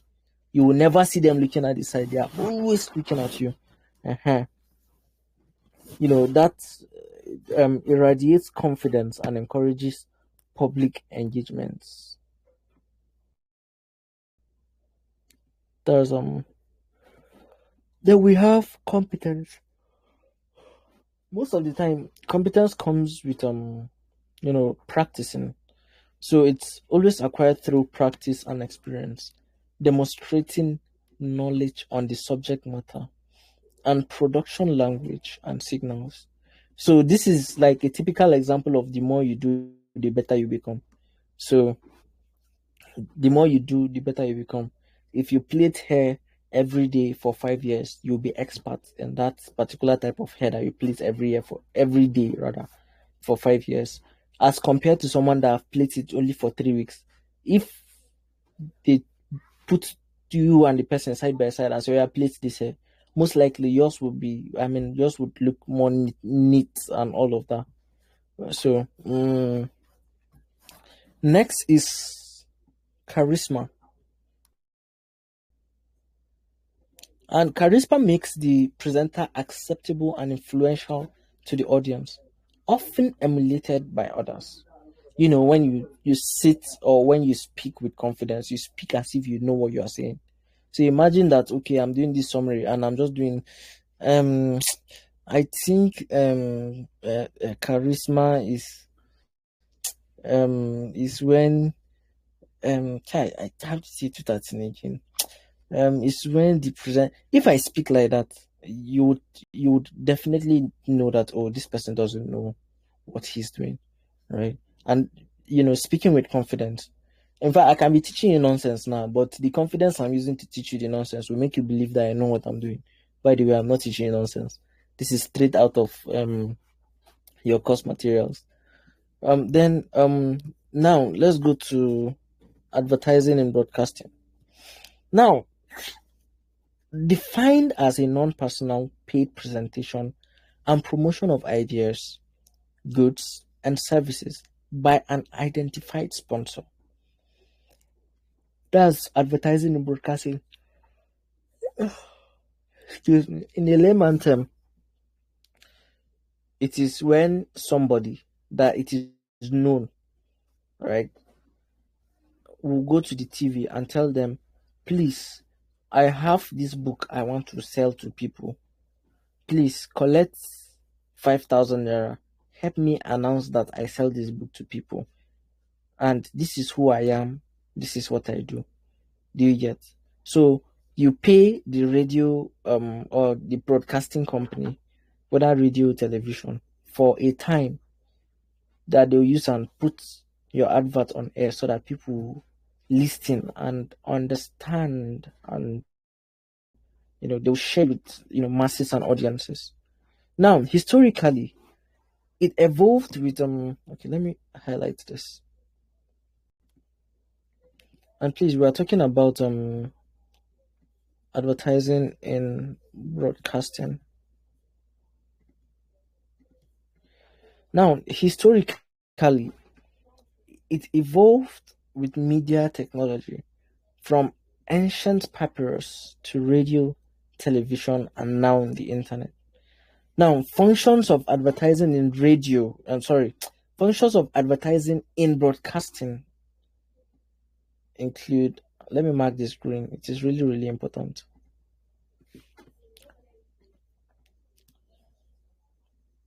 Marketing, first of all. It helps people sell their ideas, sell their products. Then it educates. I mean, it helps with economic simulation, competition, lower prices, and social functions. Displaying products, increasing productivity, and all. Those are basic functions of advertising in broadcasting. Then criticisms include what is then criticism. Oh shit! I took out the topic. This is criticism on its own. Now, in criticism, what is criticism? Criticism is uh you know in fact, excuse me. Criticism can be seen into two, right? Criticism can be positive and it can be negative.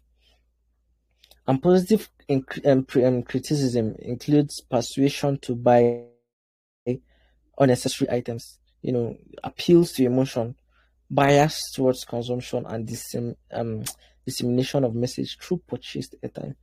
Now, when you are passing, and then there's one Igbo man that just sister come on, he will just come meet you. Sister come on, this jean fit you well.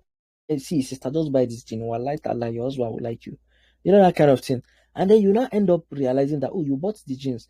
But then when you were going to the market, jean was not even, you do not even think of buying jeans at all until whosoever was selling came and then cajoled you to buy the jean. Then on to the next, advertising and copywriting. Now, advertising and copywriting involves creating materials that makes the message effective, guided by client briefs and the 5 W's and H. After this whole class, maybe someone should remind me to write down or list out the 5 W's and H.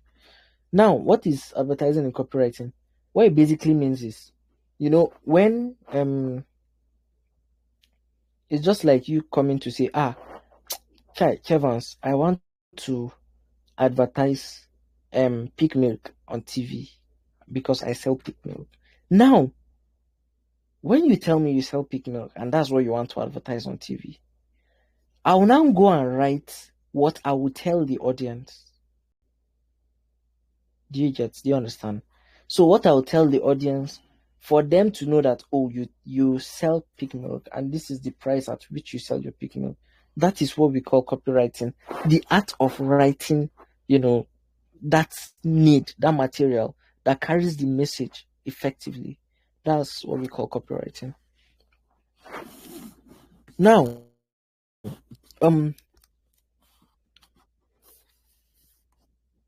TV producer and production techniques.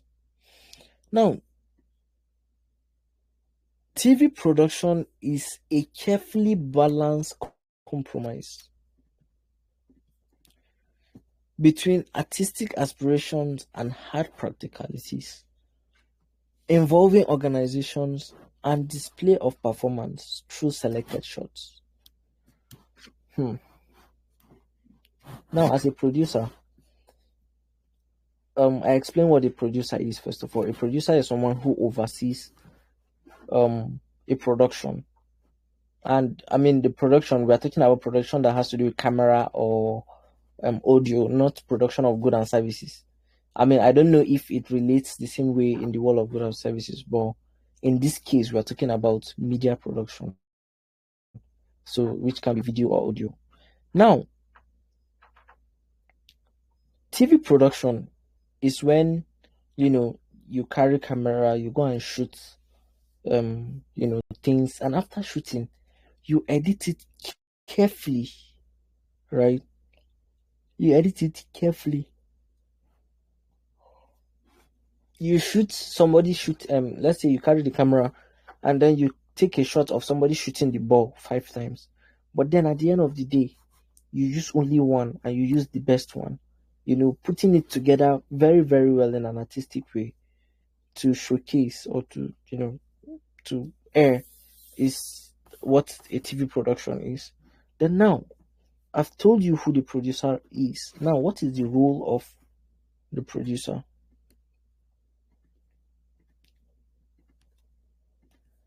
Now, a producer's role is to supervise all aspects rather, ensuring precise timing.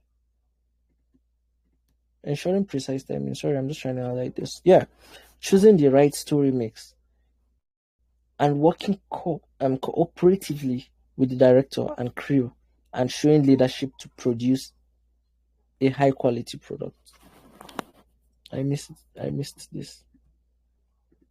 So you remember when we talked about crew and all of those things, the director, the crew, and all of those things earlier on. Now, the producer is the one that supervises all of them. Not like supervise all of them, but he works with all of them to make sure that at the end of the day, you have a fantastic show to watch on TV. Now, production techniques.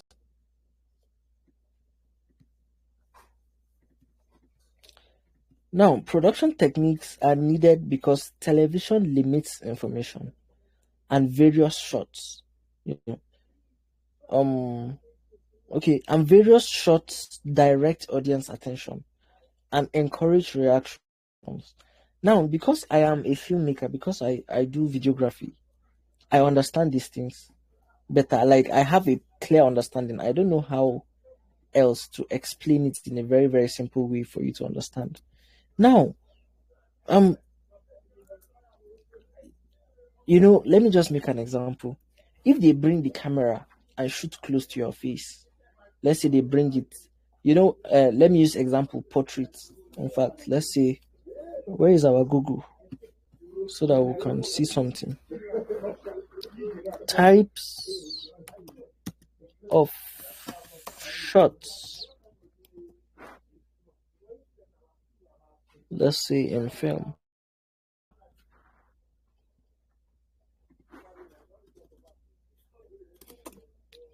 Sorry, I'm just trying to break down the illustration so we would understand carefully.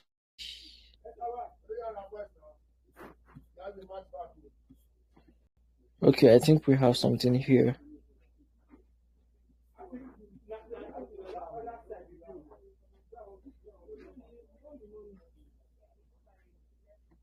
Okay, I think this works better. I may open the image so we'll see. Now, here, got it. Now we have something extreme long shot, right? We can see an example of very long shot. Then we have an example of a long shot. Then we have medium long shot, where only below her knee is what is cut off. Then we have mid shot, medium close up shots. Then we have close up. Then we have big close up and extreme close up, right? Now, this type of shots, all these shots have their usage. They have their use. They get.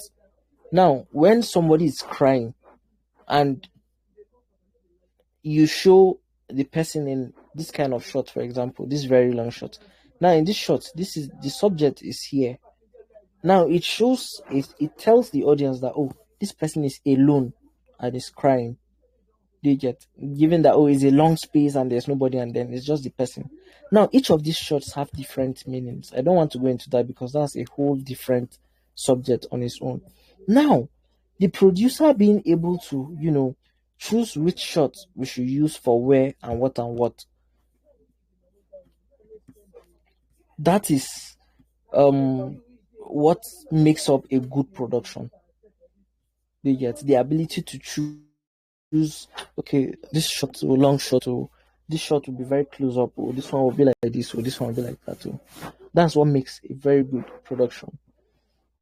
Then production treatment. A production treatment. How do I explain this one? Okay, I have an example of a treatment. Let me see if I can briefly open it. So I'll use it to explain. Why this treatment, should I leak it? No, I don't think I should, because that's my short film that I've not released. Well, okay, let me just open it. Slides.google.com.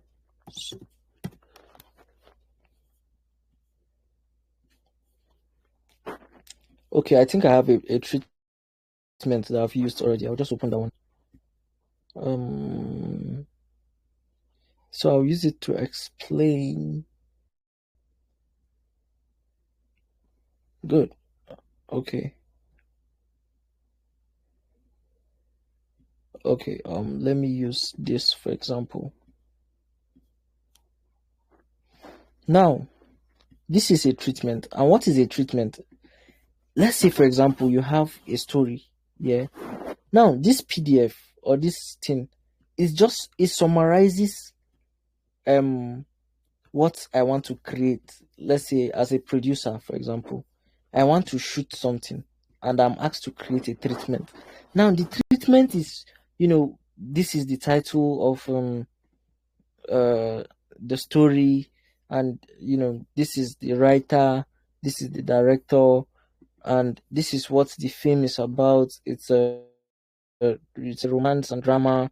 Then the film is about this and that. Then a more explained, a more detailed explanation. Okay, oh, there's this guy and there's this girl, and then they happen to do like this, and the girl do him like that, and then this is the person that I want him to act the main character. This is the girl that is going to betray the person. She's she's supposed to look, in her 20s. She's supposed to be beautiful, and in the story, she should be confident, smart, intelligent, and all of those things. That's an example of a treatment. Like, this is an example of a treatment. Just very brief and basic. Now, this sells the idea. You can read this and understand what I want to produce without actually, selling the whole concept of what I have in mind to produce. So this is an example of a treatment, a production treatment. So ensures a continuous thought process between shots, avoiding distortion. I'm glad I even had that example here so I could show you. Then basic production methods. Now there are, different types of productions. One is the live production. And a live production often, okay, I think I'll give this another color. A live production often requires precise organization. So in a live production, everything you are cutting, everything you are recording is live. A wedding, an example, for if they say, okay, go and shoot a wedding or a church service, for example, for people that, if you're a Christian, for people that stream services, right? Now, service is a live production. If camera off during service, and if you are streaming, finally you cannot hear what pastor is saying, you have missed it. You cannot tell pastor to repeat it. Yeah, because it's a live event. And if you're a photographer, for example, like I am, and then it's time to cut the cake, and when they say when they call the bride and groom to come and cut cake, that's when the battery of your camera now off, and you do not snap when they are cutting the cake or when they are feeding each other the cake. You cannot, after the wedding, you cannot go and tell the client, I'm so sorry, sir, because I did not snap when you were cutting the cake. Can we go back and go and snap it? That doesn't make sense. That's an example of a live production. It requires precise organization. Then we have basic retakes. Basic retakes is when you shoot something and then the person did not take it well. Like, you record something and the person did a mistake and you tell them, okay, let's take it again. That's what it means, basic retake. Halting for errors. When there are errors, we retake it again. Then we have what we call the rehearse and record. You rehearse what you want to record, and after the rehearsal, you go. Most times it happens in film. So people, your actors that you watch on TV, they collect their scripts, so they do small rehearsal. Then after the rehearsal, that's when they now shoot the film. In fact, sometimes they can even act the rehearsal on stage. After they finish acting and they make sure that they've gotten it right, then they'll now press record on the camera, and then they'll now record. Then we have director and directing. Personally, I call myself a director. I want to be a director. Now, directing coordinates various production activities to achieve station objectives using creative and analytical. Now, Okay, let me just read through. To interpret the script for crews and artists. The main aim is audience acceptance and believability. Now, let me explain what the role of a director. You remember when I said, oh, someone comes to meet you as a producer to say, sorry, when we were talking about screenwriting, someone calls to meet you and say, okay, I want to do an advert for, or let's say the CEO of Coca-Cola. I mean, most of us know Coke. The CEO of Coke comes to you and say, okay, this is this script that I've written. I want to produce a 15 seconds advert from this script. Now, it is the duty of the director to take that script and decide, okay, I think this kind of person will fit this role. I think if we use this camera or this lens, people will believe that, this thing is, we believe will sell, this advert will sell. Or if I use Mercy Johnson, she will cry where for me, and then it will sell the emotion. And sometimes you watch Mercy Johnson crying, you'll be like, this woman is actually crying me. You get now, the director's ability to tell her you are going to cry like this, the cry should be like this. If you are walking, you should walk as if you should raise your shoulder up, not into your shoulder, or you should walk like you are an imbecile, or sorry, you should walk with pride, you should bounce while walking, you should sag your trouser and walk. Those are the duties of the director. Basically, directing is the direct word. So that's what the director does. And at the end of the day, the director's role is to make you. In fact, a typical example is this Odogu and Achalugo film, right? Most people watch it, and now there's a debate. In fact, no, another typical, very, very typical example is this movie, The Last Straw, this straw movie that everybody's talking about. I know some people might not have watched it yet, but for people who watch it, that movie was not it's not it's not real life. It's a movie. But the actor's ability the director's ability to select the right actors and tell them where they should, this place you are supposed to strong your face and talk. This place you are supposed to cry. This place you're supposed to do this. That's the beauty that's what the director does. Then and you see, at the end of the day, you watch the movie and you want to believe that, something like that happened, or something like that happens. Now, the director's duty includes, supervising technical staffs. That's people who, do technical things like holding of camera, holding of lights, and all of that. Ensuring functional equipment, making sure that all the equipment that we bring on set is, is very good and we can use them for filming. And then being knowledgeable in acting and broadcast terminology, writing their own shooting script from the producers, and economizing resources. Then duties of production staff. The production staff involve some duties of the production staff. Let me highlight this.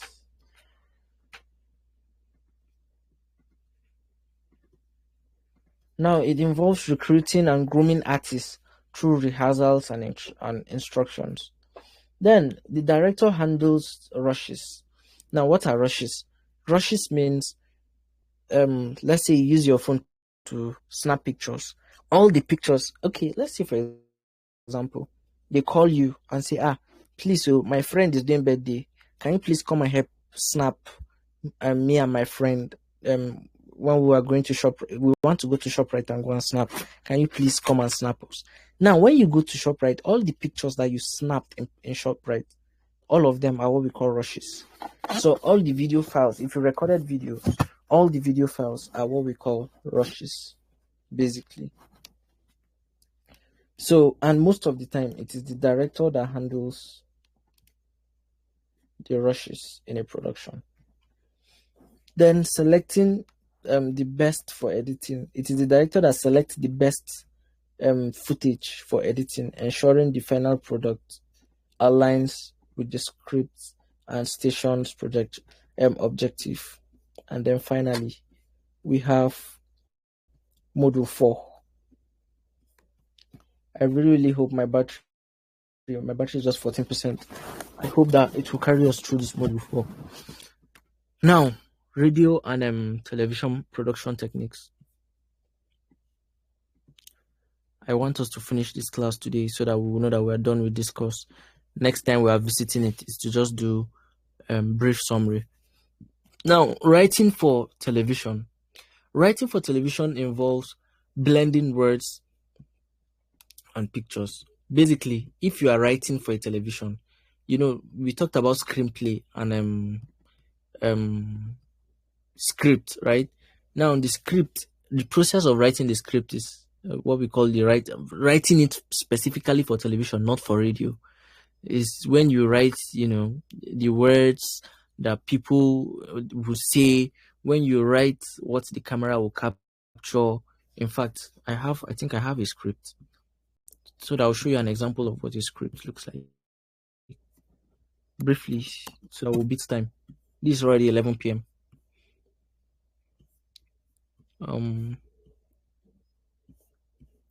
Let me find a very quick script. Let me see. Won't mind me, yes. Very, very, good. This is an example of a script, right? Now, let's just say, for example, it says exterior, Abuja market. The market is alive with energy. Vendors shout prices. Children dance through the crowd, and the air smells spices and smoke. A radio blasts and blares nearby, playing a highlight tune, right? Then we see somebody called Chukwubike Chibu. He walks through the chaos. Now, all this one is telling this is a script that is telling, okay, when you watch the movie after this is being produced, this is what you will see, technically. But before a movie is produced or before a TV production is produced, all these things are being written. I don't know if you understand. So before, by the way, this is a short film that I am about producing. So all these things that I wrote here, by the time I produce that film, you will see people in the market, you will see a radio that is playing music, you will see vendors shouting, come on, buy this one, 5,000 naira for this one. All of those things. A carousel, you see their carousel. So before you produce for television or for script, or a movie, you have a script, and this is what a script looks like. Hopefully you understand. Now, when you are writing for television, in fact, this script is an example of writing for television, because they are telling, okay, when the camera comes, we are going to shoot the market so that people will see. This is a typical example of writing for television. This is writing for screen, but it's a typical example of writing for television. Let me shift before you tiff my story and go and shoot. I'm just being sarcastic, by the way. Then, news writing for television requires determining the news whole. That's the time available for during when they are reading news, there are certain time that they give. Okay, let's go on a short break and we'll be back very soon. Now that short break, it is the person that writes for television that determines when they should do commercial, that's when they should play adverts, when they should talk about weather, when they should talk about presidency, government, when they should talk about sports and all of those things. Those are things that happens during writing news for television. Then writers should use simple and concise words. Okay, I'm coming. Hold on. Let me just recolor this. Now, writers should use simple, concise words. Let pictures describe. Primarily use present tense for immediacy and avoid the inverted pyramid style, focusing on flow and pacing. So most of the times when you're writing for television, that's news, you should be simple and straightforward, and then When they are saying in Abuja 50,000 people come to the stadium to watch football every time they say football match. That is what the newscaster will say. When they say in Abuja, for example, you might see a video of City Gate, and City Gate represents Abuja. Then when they now say 50,000 people are in the stadium, you will now see a drone video that shows plenty people in the stadium. I mean, that backs whatever it is the writer or the broadcaster is saying. Then writing a TV documentary. Let me recolor this blue. Good. Now, writing TV documentary also uses words sparingly, relying on pictures for description, and requires a lot of disciplined planning to sustain interest. So you plan all the shots, you plan what to shoot, so that when people watch, they will still be interested in watching. Then writing TV drama is fiction. TV drama is like a literal example of film that you watch on TV or Netflix, basically. It can be real, it may not be real. You write it, and then excuse me, if properly executed, you even believe that, oh, this kind of thing happened, not forgetting that it's somebody that just wrote the story.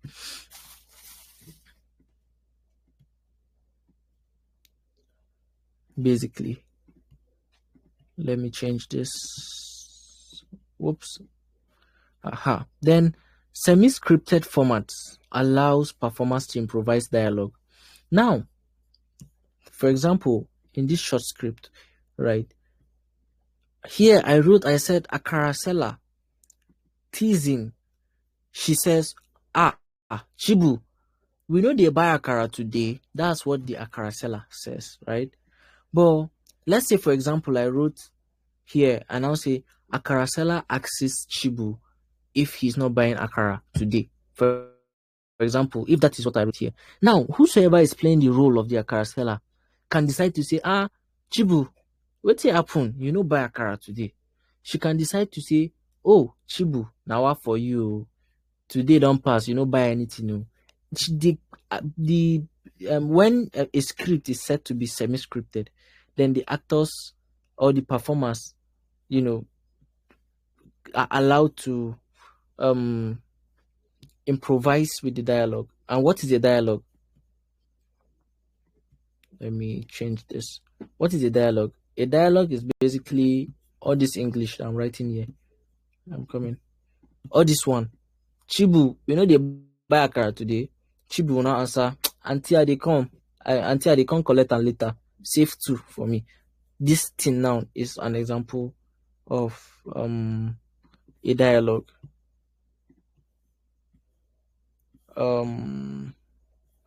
Then we have now fully scripted formats provide all lines for actors to recite. Like this one now, this is our script here. It is fully scripted. This one is not a semi-scripted. This one is fully scripted. Then writing for radio. Now, when you are writing for radio, messages are written for the ears using imagery to create mental pictures. Now, radio news must be accurate, timely, of public interest also, and concise, coherent, simple, and contain the 6 W's and H. Please remind me that at the end of the class, I'll send a document that contains these 6 W's and H. Then world economy. World economy is crucial, using few meaningful words to match the newscaster's breath pattern. When you are writing, something like news, for example, you don't need to write plenty English, right? So that when the newscaster is reading it, go read down so you will not lose breath, and then you will not be able to breathe, and you're not hearing the after reading just one sentence. That's world economy. The news documentary explores important social issues, aiming to be uniform and spur action, differing from commentary, which provides station opinion.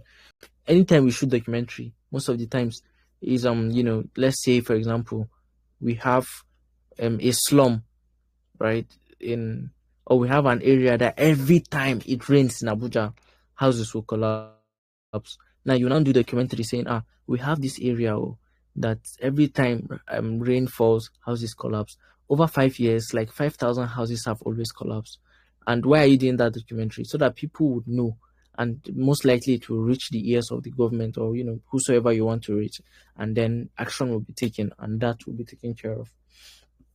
Then the primary use of tenses in radio news is to present the future, to convey immediacy and the listener participation. So most of the times in radio, they make whatever they say sound as if it just happened, right? So that you the listener will now you will feel them, for body. You'll be in it. Studio managers for radio and television. Now, production is a cooperative activity. Hey, we just have this particular page to finish, and my laptop is low. I think I'll just finish up this this whole part, and then I'll just send the remaining PDF. This is just what is left, just this part. These 3 paragraphs, 1, 2, and 3. So I'll just send the PDF to the group, and so that you can just finish up the reading on your own. Hopefully you do it. Now, production is a cooperative activity. When we talk about production, right? Production is not something that one person does. Production is something that a lot of people do. You cannot produce on your own. I mean, it's possible to produce on your own, but a good production most times is something that happens with a lot of people. Now, studio managers are most times people that manage the studio, the producers, the directors. Producers are most times they are seen as the boss, because why? The producers are people that provide the funding for most of the productions you see. So production, anything that includes production, you spend money to produce. And where does the money come from? The producers. Then the directors, responsible for executing the story. Then the set designer is the person that decorates the house. Let's say, for example, we say, Kevans is sitting in a house that has, fine aesthetics, that has a wall clock that looks like it was gotten from Paris. It is the work of the set designer to go and find all this wall clock, all the things that was written in the script, to put it in the room so that it fits the direction of whatever is being said in that script. Floor manager. Floor manager is the people that mostly gives instructions, right? They are the people that always shout silence on set, keep quiet, we are about to record, and all of those things. Then technical director is the person that does the operation. Let's say camera, for example, is the person that operates the camera. The technical director is the person that operates the camera. It can be the person rather that operates the camera. It can be the person that is in the control room, that does the cutting of the videos during a live production and all of that. So I think I'll stop here. We just have 3 more paragraphs. This, then this, and then this. So I'll drop this PDF immediately. So you can just go through it on your spare time, or rather, maybe tomorrow we can just brush through and finish up before we go to the next course. And I would like to call it a night. Thank you for taking time to be here, and thank you for listening to all my big English. Yeah, Thank you. hopefully you understand too. Yes, we do. Okay, that's cool. So my laptop will go off any minute from now, so I'll just say good night and then I'll talk to you all tomorrow. All right. Good night. Thank you.